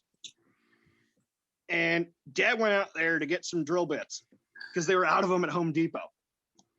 And he found out online they're at Harbor Freight. Because normally he wouldn't shop at Harbor Freight. Mm-hmm. But that was the only place they were. And so we pull up at the Harbor Freight, and what's sitting out front? A Dale Earnhardt Coke machine. Wow. Like to just go, or is it? It's a Coke machine, But is it up for grabs, or is it sitting there for the business? It's sitting there for the business. It's working. Oh, okay. But I had to get my photo taken with it. I told Dad, I'm like, get your phone out. Take my picture. Because at the time, I didn't have a phone. This is how young I was. I didn't have a phone at the time. So I'm like, Dad, get your phone out. Take my picture. He's like, really? I'm like, yeah, do it for Dale. Wow. Sarah says Kansas City Speedway has or used to have a public night. You could sign up to take classes and take some of their stocks around. My niece and I used to go. It was pretty awesome. Apparently, Chicagoland Speedway down in Joliet, a couple hours away from me, used to do that. Not anymore because they don't really host too many races anymore. NASCAR left a few years back, but that was the big money spinner. But yeah, apparently the old Soldier Field, before they rebuilt it, had a track around it, and they raced NASCAR there once back in the 60s. Only once. But yeah, they raced stock cars at Soldier Field. Now I have to admit that some of the movies that have come out in the past few years have made me more interested in like racing and everything like that, because I really enjoyed Ford versus Ferrari. Great movie. Like way more than I thought I would. And another one that I absolutely love about racing is The Art of Racing in the Rain. And if you haven't seen it, I recommend that you watch it. And I absolutely love the fact that most of the movie is told from the dog's point of view. And okay. it sounds silly, but it is just a really amazing, inspiring, like kind of heartwarming film.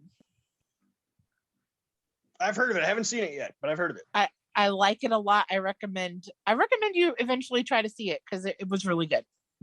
What's it called have you again? seen Rush? The Art of Racing in the Rain. Yeah, And it has Milo Ventimiglia in it. Oh. And the voice of the dog is Kevin Costner. Of course. Oh, cool. Naturally. But yeah, have you seen Rush? No, but I've seen Baby Driver. What a movie. Rush is such a good movie. About the 1976 Formula One championship battle between James Hunt and Niki Lauda. Oh, what a film. I'll have to look that up and give it a watch. The guy who played Lauda looks a bit like Lauda. I mean, you can kind of see it if you close your eyes and squint. But the dude who played Chris Hemsworth played James Hunt. Yeah, Thor played James Hunt. He looked like James Hunt. I'm like, oh, wow. Oh, it's on Netflix. I mean, nice. Okay. Which one is on Netflix? Rush is on Netflix. Oh, okay. It's a Ron Howard picture, same as Ford versus Ferrari. So, because Ron Howard is a huge car guy. And apparently The Art of Racing in the Rain is on Hulu with certain premium subscriptions. Of course. Yeah. There's always a catch, isn't there? Always, but if you can find it somewhere else, or I would say go to the video store and rent it, but that's just showing my age. God, I miss Blockbuster nights. They had a family video here in Cary until COVID, basically, is what killed it. You'd think that would stick around. Yeah, they had a family video, and that family video also sold CBD, so that's kind of what really did their business. So wow. I saw Marco's Pizza right next door. So I saw a meme the other day where someone was like, I tried explaining to my kid that when Netflix started, you used to get DVDs in the mail, and they just rolled their eyes and looked at me and said, I'm Dad. I got my internet through the mail. Ooh. I was like, they still do, actually. Believe it or not, they still do. Yep. It's not something they advertise, but Netflix still does that. Wow. Not very often, but they still do it. You were joking about Family Guy earlier.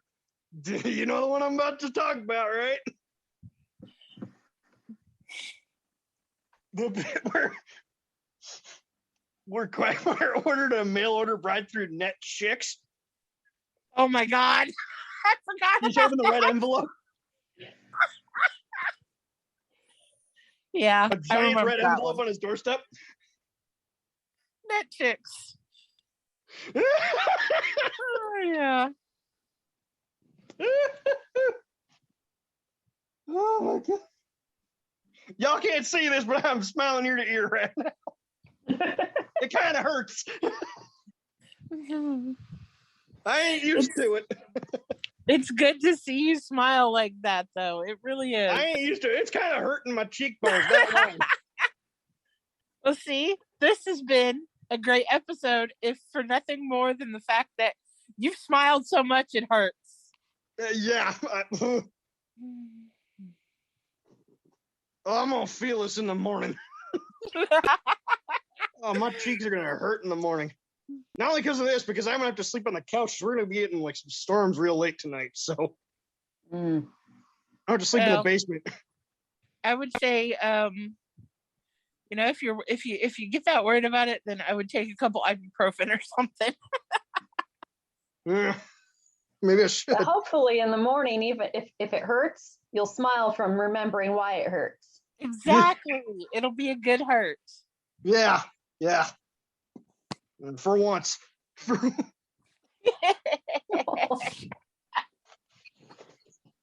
oh man. We were mentioning, of course, that I checked out a bunch of these motorcycle books, and one of the ones that I have, I'm holding it right now, is a book by the best Canadian drummer who ever lived, Neil Peart. God rest him. Oh, she got is that a mouse pad? No, it's a license plate. Oh, what? She got a Dale plate. What? Oh, and you got Petty's. Oh, what? Yeah. Y'all can't see this, but she got a little model stock car. Little bit of show and tell going on here, folks. Yeah. Sorry. That's fine.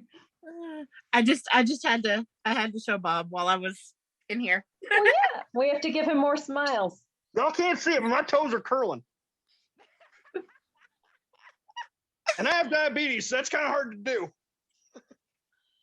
I also have some model cars in here. I think I have a T-Bird. I have an Ecto-1. I have a Batmobile. I have a General Lee. Which Ecto-1?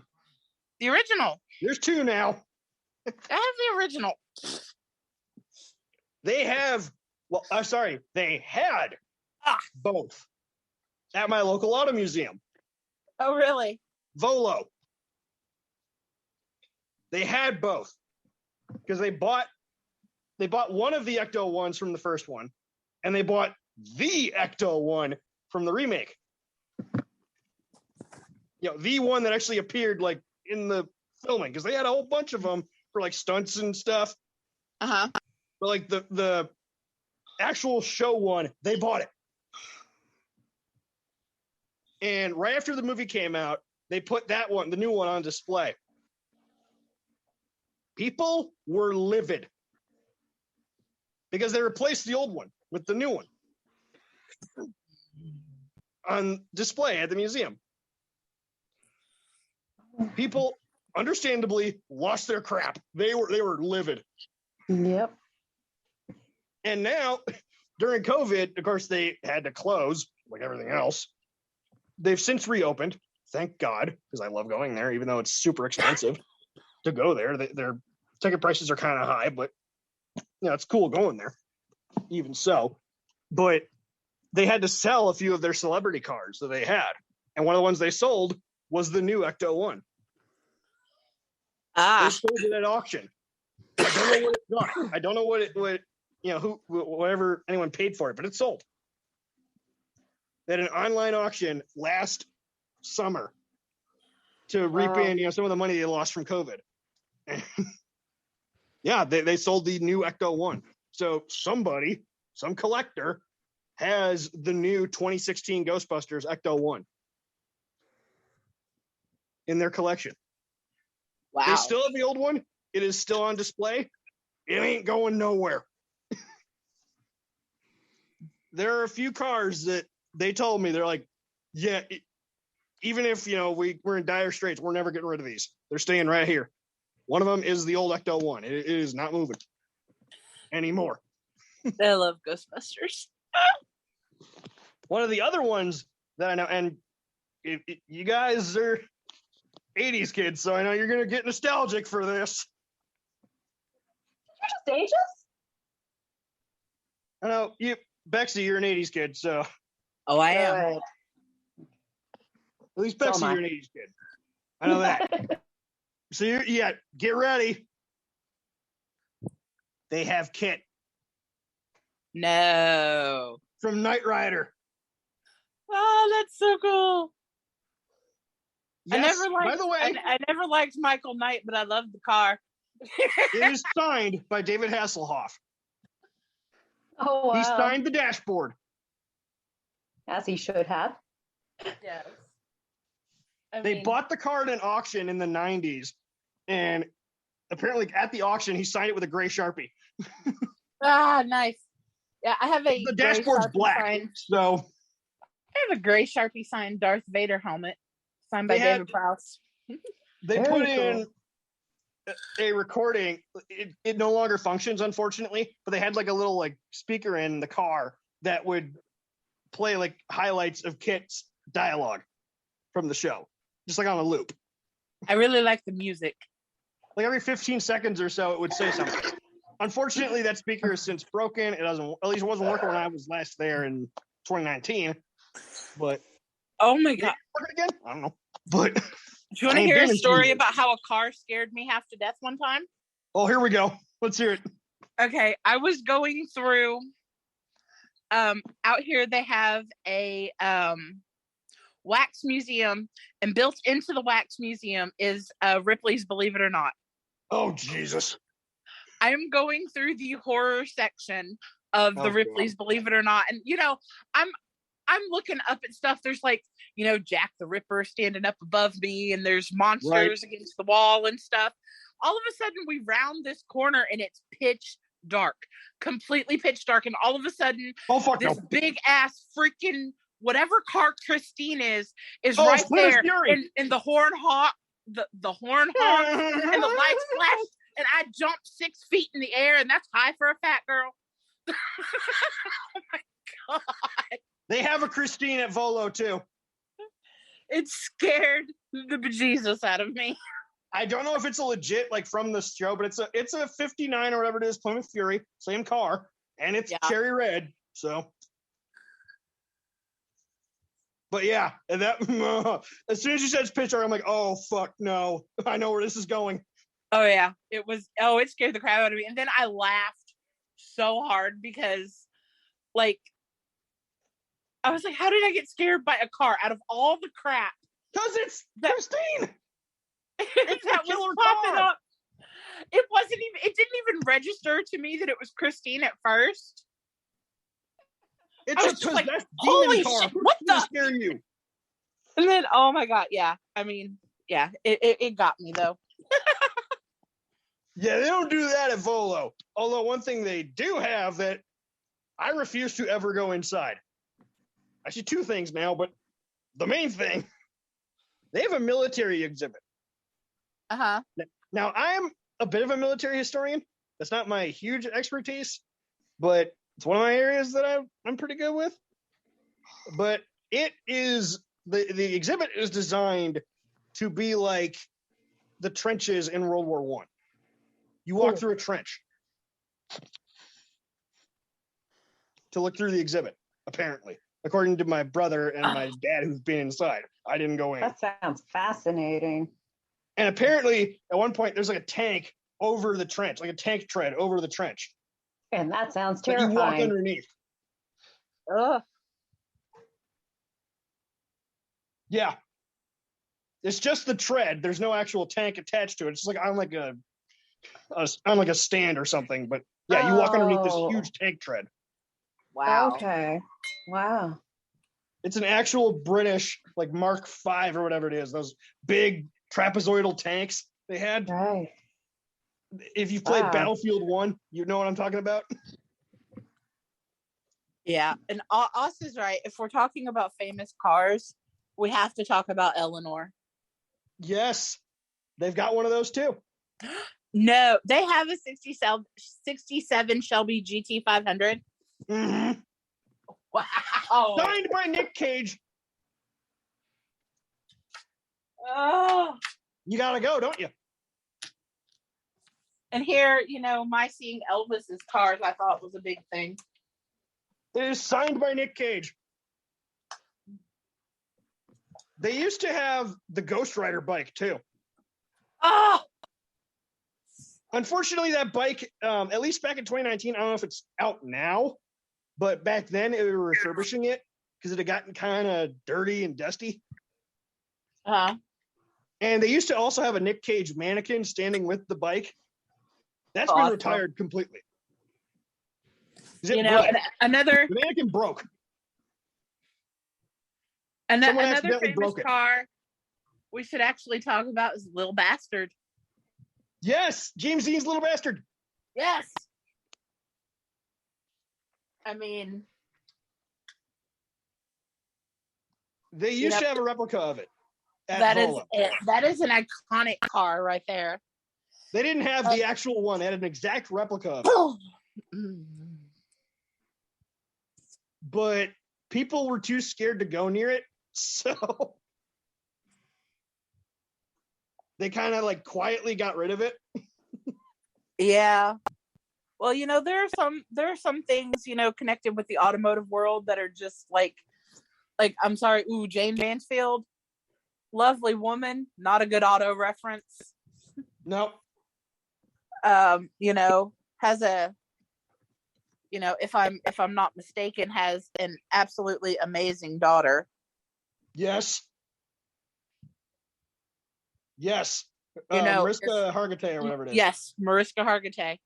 Awesome woman. Yes. I know someone who's met her. I haven't met her, but I know someone who has. And she's I'd love like, to meet her awesome, one day. She awesome seems woman. like a nice person. What? I would love to meet her. She seems like an awesome person. From what I've heard, she is. Yeah. Wow. You know who else I heard is just unbelievably like so cool and down to earth? Who? Another, female celebrity on like that sort of show. Stana Katic, Beckett from Castle. Okay, I don't watch Castle, so. My parents, my mom especially, love Castle. I kind of like it. Yeah, I'm a bit of a Nathan Fillion fan, but yeah, Stana. Oh, by the way, she went to DePaul. She got her MFA at DePaul, but she apparently she is just unbelievably like what an awesome woman. Super down to earth, cool. real chill. I've met one of those awesome women who's on a TV show. Who? Like, I have met Rachel Miner, who was Meg on Supernatural. Ah, okay. And she is the most peaceful, loving, giving soul I have ever come into contact with. I literally wept in her presence because she gives off so much positive energy and peace and love. She's just absolutely amazing. Yeah. Thanks to the auto show, in the past when we actually went, we haven't gone the last couple of years. But thanks to it, we every year ABC7 Eyewitness News, they have a booth at the show. Uh-huh. And a couple of members of the team will be there. And it rotates every year. So I've met probably half the cast, half the people who've appeared on the news. I doubt that anyone who knows her, personally is watching this, but man, Stacy Baca, one of the anchor women, what a sweetheart. Oh my God. Aw. She's a little skittish, a little shy in person, but so nice. Oh my God. So sweet. That's awesome. And then their political analyst, Craig Wall, he's a very nice guy, but he's a little socially awkward. Who, You know, he's a who little among us quiet. can't be socially awkward at some point in time? Come on now. He's quiet. You know, he's not like standoffish or anything. He just, you know, he's not used to being around a lot of people, which is weird because he's a political analyst, but whatever. And one time, one of my poli-sci classes, they were showing the footage of when Rahm Emanuel announced he wasn't running for re-election as mayor of Chicago. And they're like panning the camera around afterwards. And Craig is standing there like freaking out, like trying to get all his stuff together. And everyone's clowning him. And this was like a month or two after I'd met Craig. And I was there defending this dude's honor. I'm like, nuh-uh. You guys stop laughing at Craig. Craig's an awesome guy. I'm sorry. He's an awesome human being. You do not laugh at him.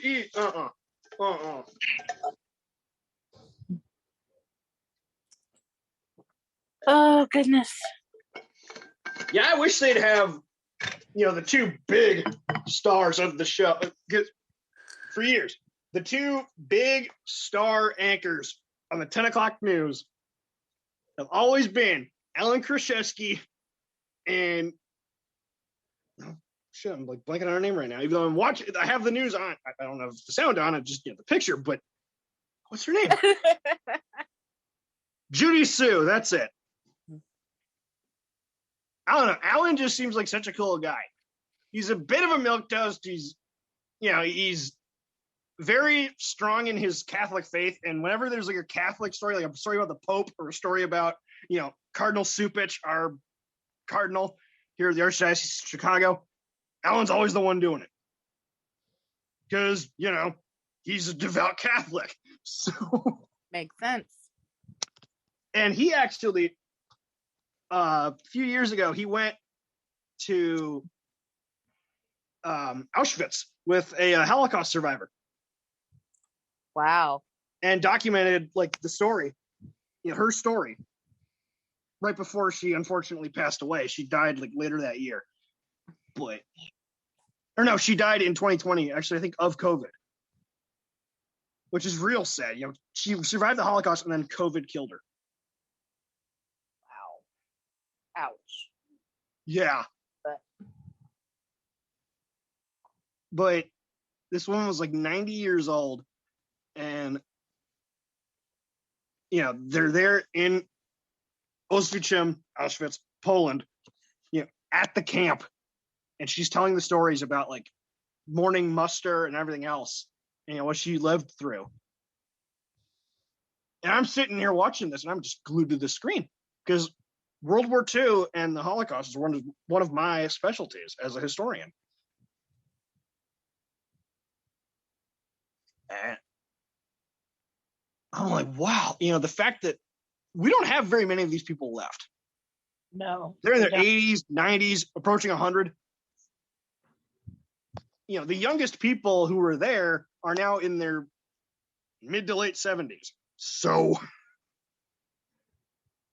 you know, pushing 80. So, you ain't got much longer left to get their stories Right. And directly. right. That's you know, that's really sad too. That sadly, I think, you know, a lot of people who did go through that won't get to personally tell their stories, you know? Yeah. Apparently one of the professors of political science, either political science or law at University of Chicago back in the day, he's since passed away, but one of their I think it was law. One of the big law professors at University of Chicago was a Holocaust survivor. Wow. Yeah, he can't remember the dude's name, but yeah, he was at Dachau, and he actually wrote a book about his time there. and how like it shaped his law career and everything, because he was a human rights lawyer. Duh. But his big focus in law, and he knew like his father was a lawyer, and like he came from a long line of either lawyers or judges. So he knew even as a little kid that he was probably going to wind up, either as a lawyer, a police officer, or a judge. And he even mentions this in the book. He's like, yeah, I knew, even as a kid. Even before I, spent a couple of years at Dachau, I knew. Yeah. Well, there are some things you just know in your life. Like, even as a kid as young as 10 or 11, I knew eventually that when my mom couldn't anymore, I'd take care of Adam. I just never had any doubts about that. And, sometimes you just, things. Yeah. I mean, I'm not sure how I'm going to, but, I always knew that, well, at least, since high school at the very least, I knew that I wanted to do something that somehow, whether it's directly, whether it's through knowledge, whether it's whatever, that helped people, that, truly, deeply, like legit helps people. Whether it's, through as like, curative work, which is something that I really want to do at like a museum, where, spreading knowledge. Mm-hmm. Whether it's... That would be really fitting for you, I think, because, on the subjects that, you're passionate about, I know how knowledgeable you are. It comes with being an athlete. You learn stuff like crazy. You have what's called a special interest, or in my case, I have several. But right. No, I completely get that, though, but I think it's awesome. Most Aspies only have one or two, from my experience, anyway. And it could be anything. It could be literally anything. I've met other Aspies who have had special interests ranging from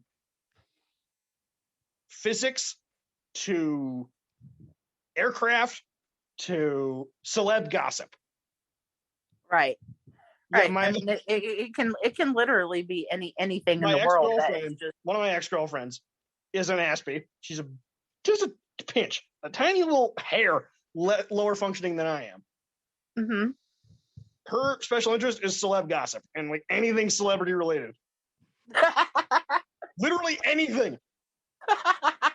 This woman is a walking Us Weekly. That's funny. It's unbelievable. I mean, good for her, though. If it brings her joy, I say more power to her. It is. Sorry if she's listening. It honestly got tiring at times. Because it would be like, and literally, this woman was a walking tabloid at time, spouting off tons of gossip. But it's like, wow, I mean, game appreciates game, as they say. But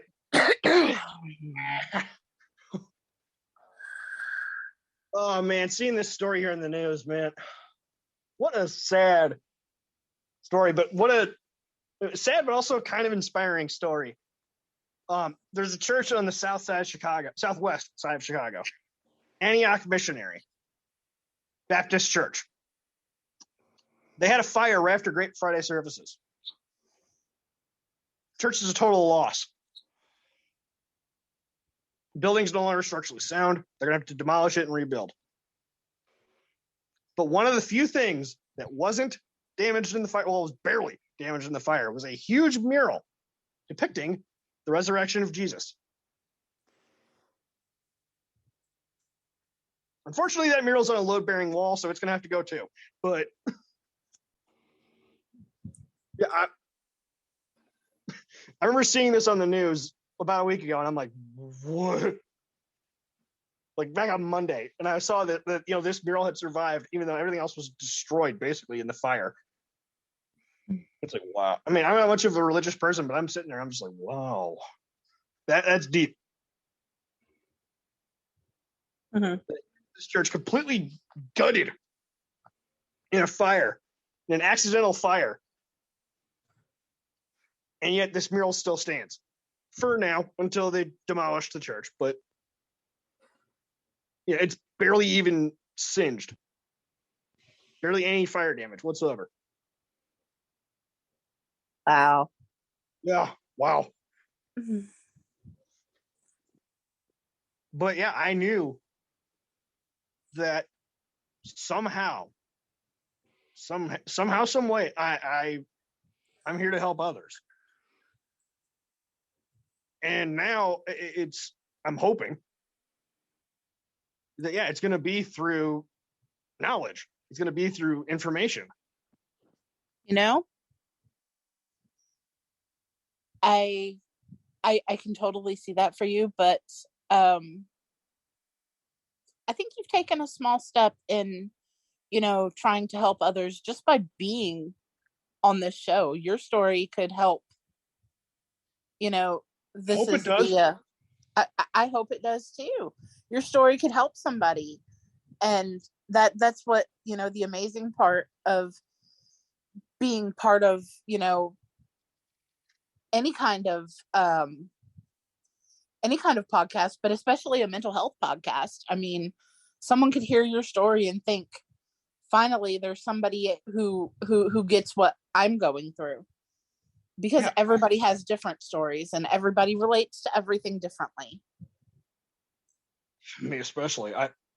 I've harped on this in the past, but I gotta. While we're on this subject, I just,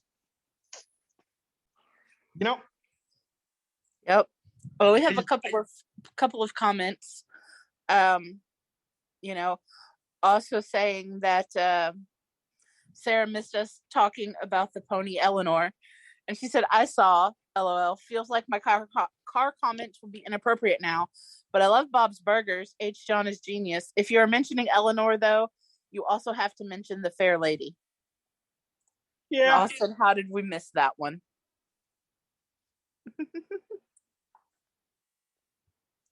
That's one that I don't know much about. So, Baby. How can we not talk about Baby when we're talking about iconic cars too? Because, There we go.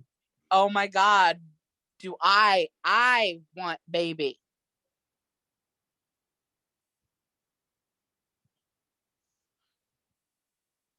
I know about cars, and this was all Greek to me. Oh. Baby is a 67 Chevrolet Impala. Oh, from Supernatural, right. Yes. And she's beautiful. They actually put the 67 Impala in the video game The Crew because of Supernatural. It's one of the cars that you don't quite start with it, but you unlock it pretty early in the game. I drove one without fully understanding the significance, but I'm just like, it's a cool car. It's a 67 Impala sedan, just like in the show. Anyway. Yeah. Like I was saying, I just, in the past, I used to say that, I kind of felt like almost like Tarzan, but now it's not even that, because Tarzan, at least, he's a human raised by apes, but people soon realize that he's not a gorilla, he's human. He's raised by gorillas, but he's human. Right. Just the same. Me? No, it feels more like, sometimes I'm out there in the world and I'm just thinking, man, I'm like some kind of alien or something. And I don't mean like illegal alien, I mean like extraterrestrial. You've mentioned that to me before.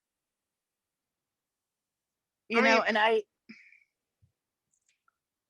go on. I was gonna say, I don't know you in person, but we talk all the time. we've become really good friends. And I mean, do I think you're an alien? No, I don't. But I get how you could feel that way. How? I mean, honestly, I don't think you're an alien. I think No, you're a how do you person. get I think you're a great person. How do you get that? What? How do you understand that? How do I understand? Like, how do you understand that, that I feel that way? Like, how do you? You've mentioned it to me. Yes, but yeah, you know about it, but like, well, like I am probably one of the most empathetic people in the world. I don't know if you realize this, but yeah, when you talk yeah. to me, I feel what you're feeling. I mean, even through text, I can tell. And I mean, when you say that sometimes you feel like an alien, the feeling that I get is just that, is that you feel like out of place, and Completely. I mean, completely out of place, and that you feel like, you blend in well enough so that people don't notice you, but people should notice you. Well, I wouldn't say they don't notice. I'd say they notice, but in like an uncanny valley way. Like, if you've ever seen the Polar Express, Yes. the way those people look at it's uncanny valley. Okay, yeah. I kind of get that. Like, okay, they notice maybe me in an uncanny valley way where I'm like, I'm so close to human, but I'm just not human. I'm just, unhuman enough where it's like, it's scary. And see, I don't think that it's that you're unhuman enough. I think it's that, well, you know what I mean? a lot of people don't understand or want to, or even try to understand people who have a process through their brain. They think differently. They look at the world differently, and people can be alarmed by that, because I mean, to me, I look at you, I can look at you and look at your face, and I know that you don't think the same way as quote unquote regular humans. I think you have a higher intelligence than most people, and that scares people. No kidding. Because you are Not to very, brag. very Not to brag. intelligent. I missed Mensa by just a few points. Not to brag. No, see, I know how narrowly intelligent you failed are. the Mensa exam. Narrowly. Yeah. I'm talking a couple IQ points, okay? I took the actual official test. Like I said, I know. I talk with you enough. I know how intelligent you are, but I also know that your brain doesn't process information quite the same way as everyone else's does. Yeah. That doesn't make you alien. That makes you uniquely you. I wouldn't trade you for the world. It's just, you always hear the term square peg in a round hole. Mm-hmm. I ain't even a peg. I ain't gotten that far. I ain't even one of the pegs. Maybe it's not that you haven't gotten that far. Maybe you're just more advanced than the rest of us. But you know what I mean? Spin it all in a positive light. You got to build yourself up, dude. Yeah, you're seeing the glass half empty or half full. It's like, man, that implies you have a glass to perceive. Oh gosh, let's not get in on that. Let's be real and existential about this. This implies you have a glass to perceive. Oh, this is the whole. Oh, I'm having triangle flashbacks. Triangle? A long, long time ago in the before time on Twitter land, Oh boy. E and I were involved in a debate with a bunch of our mutual people against a bunch of other people. And we have debated whether a triangle is real. We have debated whether a ball in a dark room is still a ball. We have debated whether the color of the ball will change in the dark. I get it. Yeah. Headache. No. That is some deep philosophical stuff. Too advanced for me. Yeah. Which is saying something. There came a point where every time one of the people we were debating with used a straw man, we'd all just immediately comment shot. Time to take shot, because it's the only way we're going to get through this debate.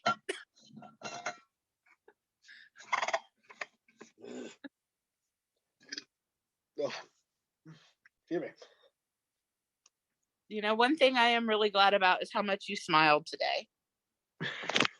Same, but I'm only feeling it in the morning. That's what happened last time I was smiling this big.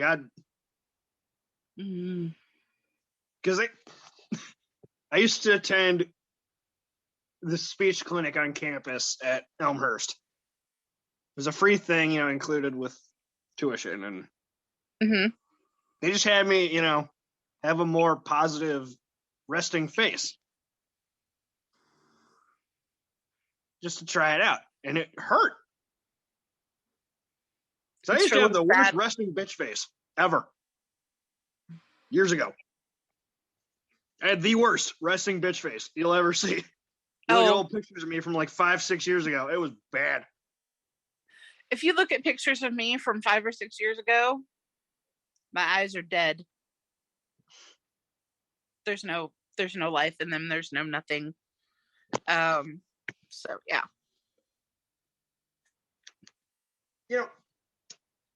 I believe I mentioned this in the second episode, but I'm starting, along with the whole bike thing, because I want to, once I get a job, I'm going to save up. One of the things I'm also doing with that is I'm collecting patches. By the way, guys, not to be plugging products, but hey, as long as I got this space, let's plug.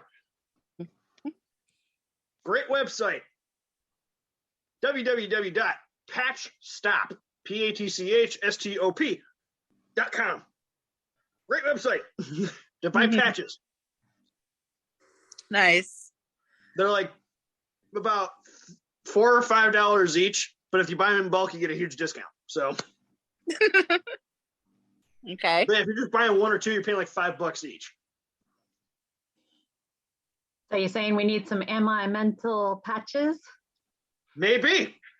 I don't know if they do custom ones, but. Oh, okay. Well, see, I don't know what kind of merch that we can actually create with the Teespring store that Environmental has, but if patches are an option, then I'm sure that one could be done.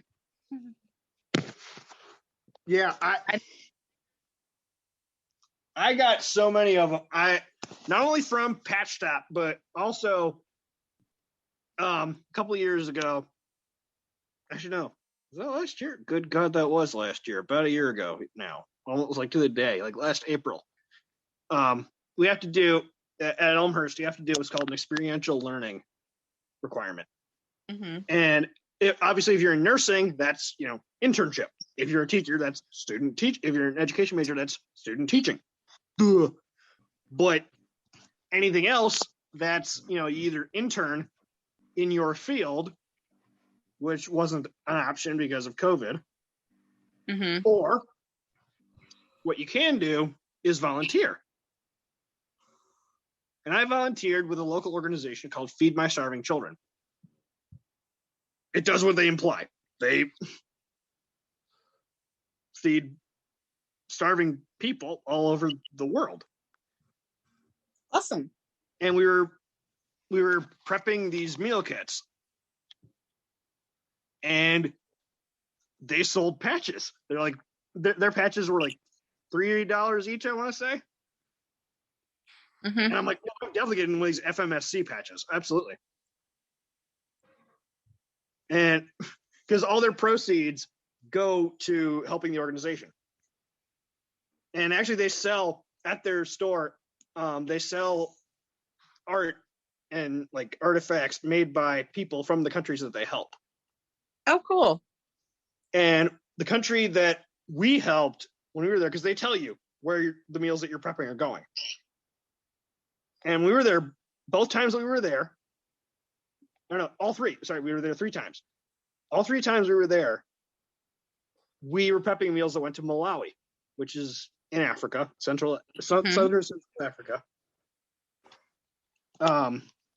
And they had just a couple products from there.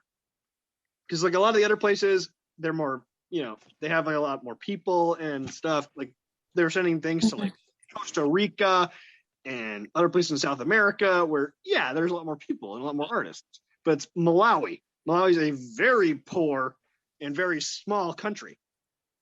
They only had a couple things there at the store. One of the things they had, though, was a leather-bound little like pocket notepad thing, which I bought. And, it's like a little piece of them that read what I did. That's really cool. And I encourage you, if any of you listening are also from the Chicago area, go there, do it. They're out in Libertyville, Illinois. It's a north suburb of Chicago. It's a great organization. I think you still have to sign up on the website to do it. I don't think you can walk in. I know last year they didn't do walk-ins. You had to sign up because of COVID. Because of space restrictions, social distancing, all that. But like they'll do group things where like corporate events doing this. I know when Dad used to work for AT&T, they did it a couple of times. So they filled the entire room with like 30 people from AT&T filling these meal kits. Awesome. That's how I heard about them. It was from Dad. Because he donates to them. He donates money to them still. And okay. I was going to say, we just have a comment and it's personal to you. So it says, Oz says, I got to run all work calls. You are all awesome. Thank you, Bob, for sharing tonight. Right on, brother. And keep the rubber side down. I'm doing the wave. You can't see it, but I'm doing the wave.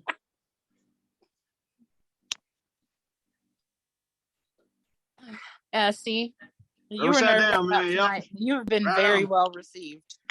Let me just tell you, we have 201 comments in the chat right now. Oh, no.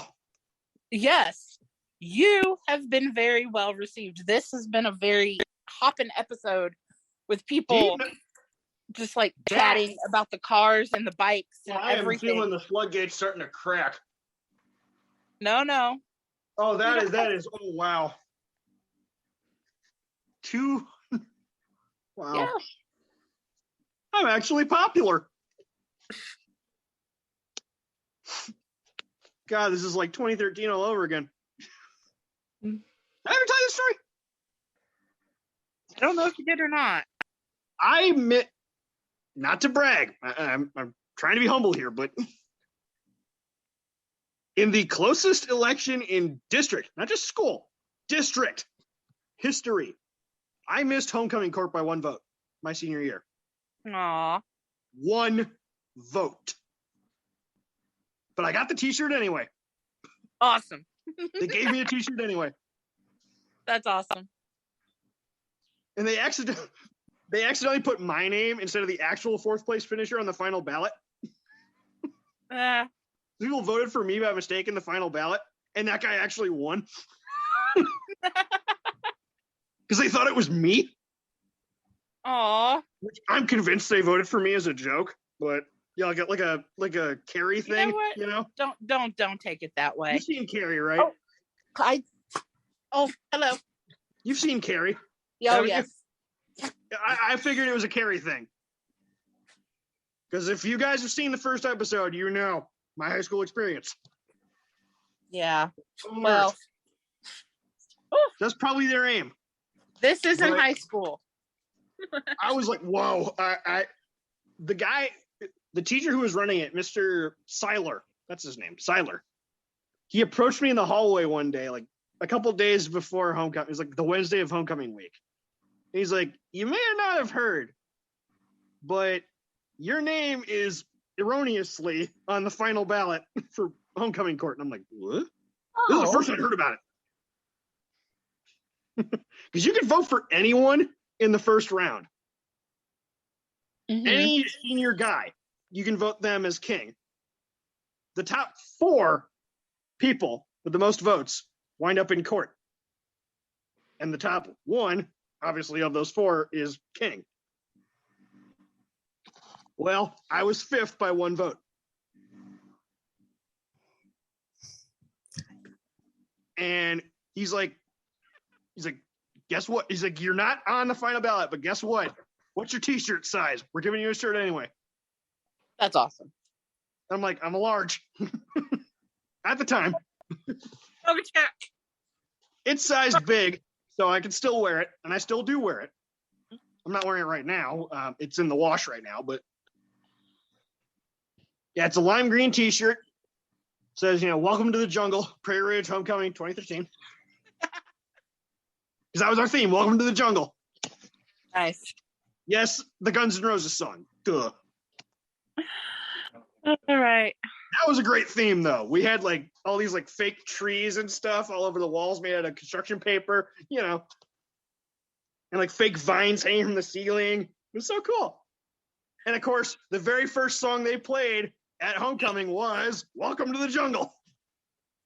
That's awesome. As everyone's Okay. walking in, they're blasting "Welcome to the Jungle" on the speakers.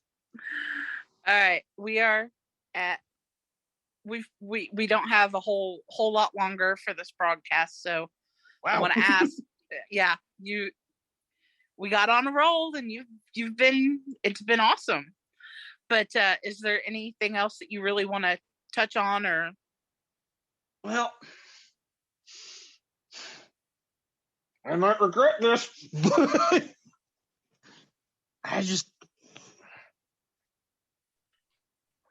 just last night, I was just digging through Instagram, some of my friends' pages, looking at some of their old photos. And one of my friends from high school, well, the closest thing I had to a friend in high school, one of her old photos on Instagram was of Cherry, that friend who killed herself. yeah. And I saw, and the caption was, "You'll be missed." And I didn't know that this girl and Cherry were friends. I had no idea. I never would have figured it. This girl was semi-popular. Like, she was friends with all the popular girls. She wasn't popular herself, but like a lot of her friends were popular, It's kind of like a tag along with some of the popular girls, if you will. So I never would have figured that her and Cherry were friends. Because, Cherry, I was bullied like crazy, but Cherry was bullied so bad, she killed herself. So Yeah. I never would have figured. I never would have figured that this girl and Cherry were friends, but they weren't. And I messaged this friend on Instagram. She still hasn't replied, and I doubt she will, but I messaged her. I'm like, you and Cherry were friends? I had no idea. Maybe she'll eventually, reply, and I hope so. the two of you will have, But I'm the two bringing of this you up. can have a conversation where you remember your friend. I'm bringing this up because, and even and granted, I don't know fuck all about human behavior. I'll be first to admit. I'm the last person you want to ask about human behavior. Mm-hmm. But you just, but even normal people, you just never know. Like how you, what's the word? How you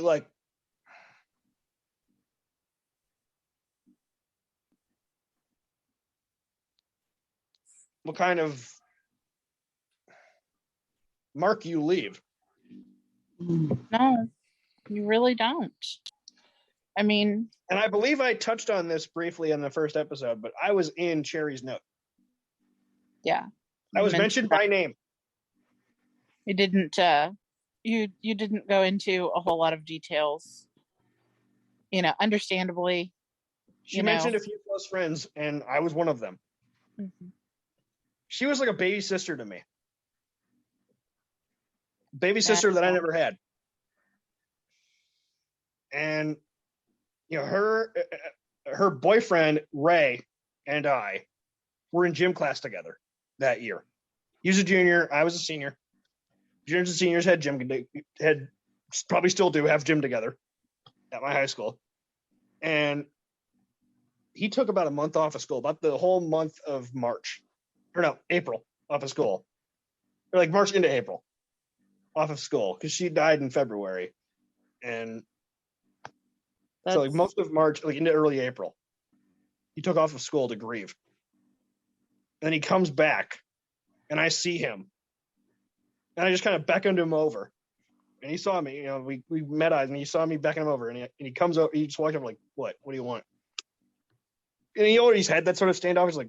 He's kind of a punk. He's kind of an emo kid to begin with. But even, especially after losing his girlfriend, understandably, he had that sort of standoff. He's like, what do you want? Attitude. As soon as he got in range, I just threw my arms around him. And I'm standing, and I rarely, if ever, hugged other men back then, because people were convinced for some reason that I was gay in high school. That was one of the reasons why I was bullied. People were convinced that I was gay because I had a lot of female acquaintances and stuff, and I would dress nice and stuff. So yeah, they're kind of convinced that I was gay, which I'm not. Now there's anything wrong with that, but I'm not. Mm-hmm. And so I'd rarely, if ever, have any sort of physical contact with other men. Not even shaking hands, not even high fives. But I hugged this guy like a bear. And that's when I found out that I was in the note. Ray was the one who told me. Mm. I was holding him, and I'm whispering in his ear. I'm like, Ray, I'm so sorry. She was a sister to me. And he's like, you were in her note, right? And literally my eyes were I'm like bug-eyed. I'm like, wow. I was what? And I yelled, I'm like, I was what? People across the gym looked over and saw us hugging and kind of snickered and laughed. And he's like, yeah, you were in the note.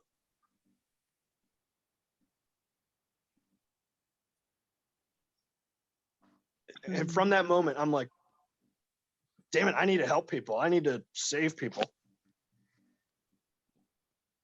And keep them at least keep them alive. Maybe not make them feel any better. Maybe not anything like that. Just keep them around. Keep them from going over that edge. And I actually did save someone else's life a couple of years, a year or so later. This girl. And you've already made a bigger mark on the world than you think. This girl, I doubt she's listening. I doubt anyone even remotely knows her is listening. Her name was Jordan. We were classmates at Harper, junior college near me. And, she was a mutual friend. I was friends with one of her friends. And this mutual friend of ours, had called me because she was already on the phone with Jordan, and Jordan was threatening to kill herself on a Friday night. We were on the phone until 1 a.m. Saturday morning, talking her down. Not physically down, because she wasn't on a roof or anything. She was in her bathtub. No, we know, we know what you mean. She was in her bathtub, threatening to slit her wrists. Mm. And we talked her down successfully. So that was Saturday morning, 1 a.m. Saturday morning. So fast forward. It's now 9 a.m. Monday morning. Time for class, because class is at 9:15 or 9:30, something like that. But back then, I'd always show up early. So did Jordan and this mutual friend. And I come down the hall, and of course, Jordan and this mutual friend are standing there. Jordan, and I swear to God, this is like an r/that happened moment, but I swear to God, this happened. Jesus is my witness, this happened. Jordan is barely 5 feet tall, not even 100 pounds soaking wet. Absolute twig of a girl. Back then, I don't know if she is still now, but back then, absolute twig. She comes running over to me, throws her arms around the base of my neck, and almost knocks me over. And just plants a big kiss right in my mouth. Aww. And I'm standing there in total shock. I didn't even hug her back. I Straight. understand you might have been in shock and everything, but And I mean, she obviously, pulls back and she's like, I can't remember exactly what she said. Basically, she said something to the effect of, "You saved my life. I'm all yours." Aw. See, you've already made an impact in this I don't world. remember the exact Someone words, is but something to here. that effect. Someone is still here on this planet. As far as I know. I don't know if she's still alive now. We kind of lost contact because she moved. And life happens, and that happens. People come in and out of your life for many different reasons, and maybe you were meant to be in her life to save it. That's what I'd believe. Yeah, But I know this is a bit personal, but it just to further hammer this point home, we were hanging out at her house one time. And I'm going to start crying, telling this story. It's okay. And we're sitting on her bed. All of a sudden she stands up. She's like, "Close your eyes." I'm like, "Why?" She's like, "Close them." And she's very tiny, but she's like a chihuahua. As soon as she's angry, you have chihuahuas, Bexy. You know what I mean? Yes, I do. When she gets pissed off, she is very forceful. She's like Shazam. she like grows to fill a room as soon as she's angry. It's like the Hulk. It's a little bitty like nerd rage, basically. So I'm like, okay. So I close my eyes. About, I don't know, 90 seconds, 2 minutes later, she's like, "Okay, open them." So I open my eyes. She's standing there in her birthday suit, looking like a tiger. All the stripes down her arms and her thighs. Ow. She looked like a tiger. The poor girl. None of them were fresh, don't worry. They're all old scars, but you can still see them. And she's standing there.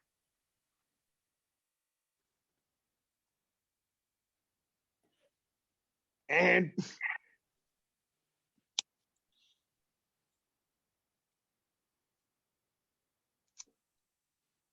I kissed her scars. She trusted you.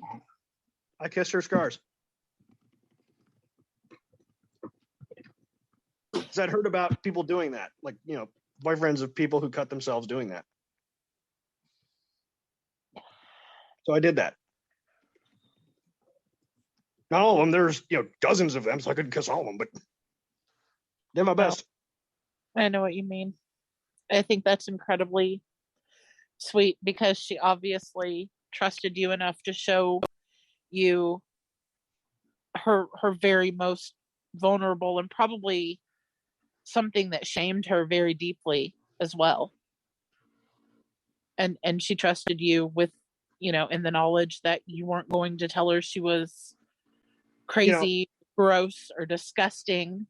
I mean, and I probably shouldn't be admitting this to the public forum, but I am a furry. My son is a tiger, and that is one of the it's a small reason. It's not like one of the big reasons, but it is a reason why my son is a tiger is because of self-harm. because I've seen people with all these stripes and looking like tigers on like their arms, and especially their arms. I don't know why. It's always the arm. It's always It's the an forearm. easy place to reach. But and yeah, I've it's easy to seen other hide. people. Sure, other people who have like these tiger stripes, as I've sometimes called them, all over their arms. Yeah, I And can that's why understand it. one of the it's not a big reason. The biggest reason is actually because of Tigger. But I think I told you that. But yeah, it's because of Tigger. Because Tigger's my spirit animal. I'm sorry. Tigger is my spirit. He's the spirit animal of people with ADHD and autism. He is bouncing off the walls. Bouncy, trouncy, flouncy, pouncy, fun. Yep, I The get wonderful it. thing about Tigger's is He's the only one. exactly. And yeah, so Well, I didn't think you would make me cry this episode. You know, I'm trying not to. No, I'm fighting not to. trust me. I've already been crying.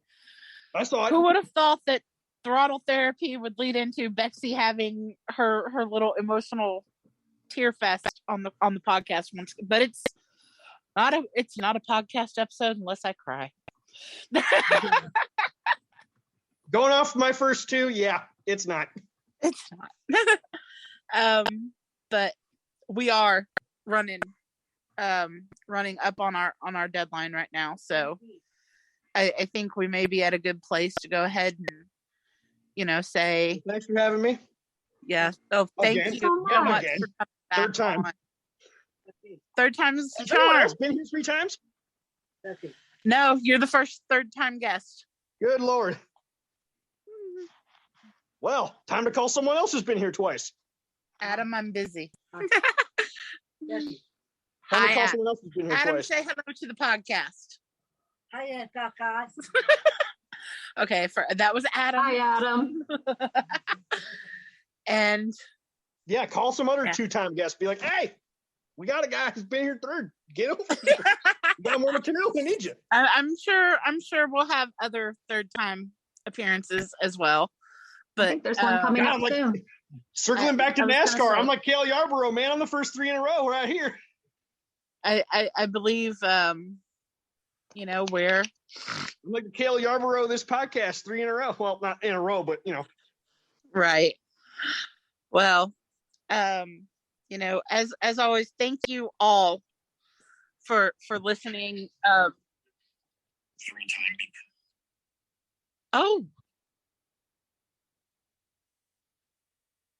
Oh, that's right. That's right. all You're right the- then. I'm Jimmy. Yeah, you're the second.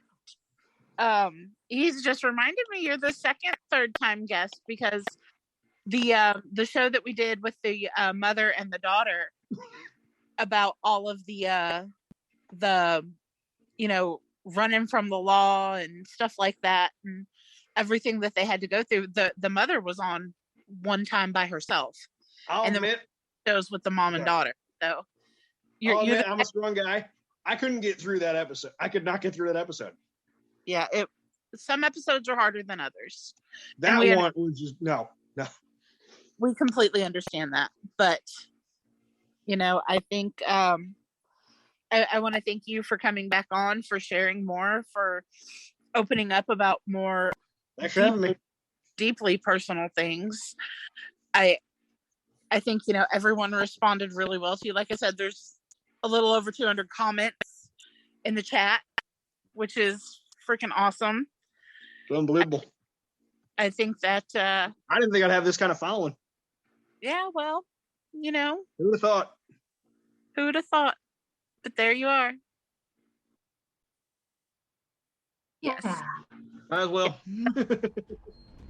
Okay, so I'm gonna say thank you for listening, and as I'm Betsy, and I'm Jay. thank you, Bob, and we'll see y'all next week.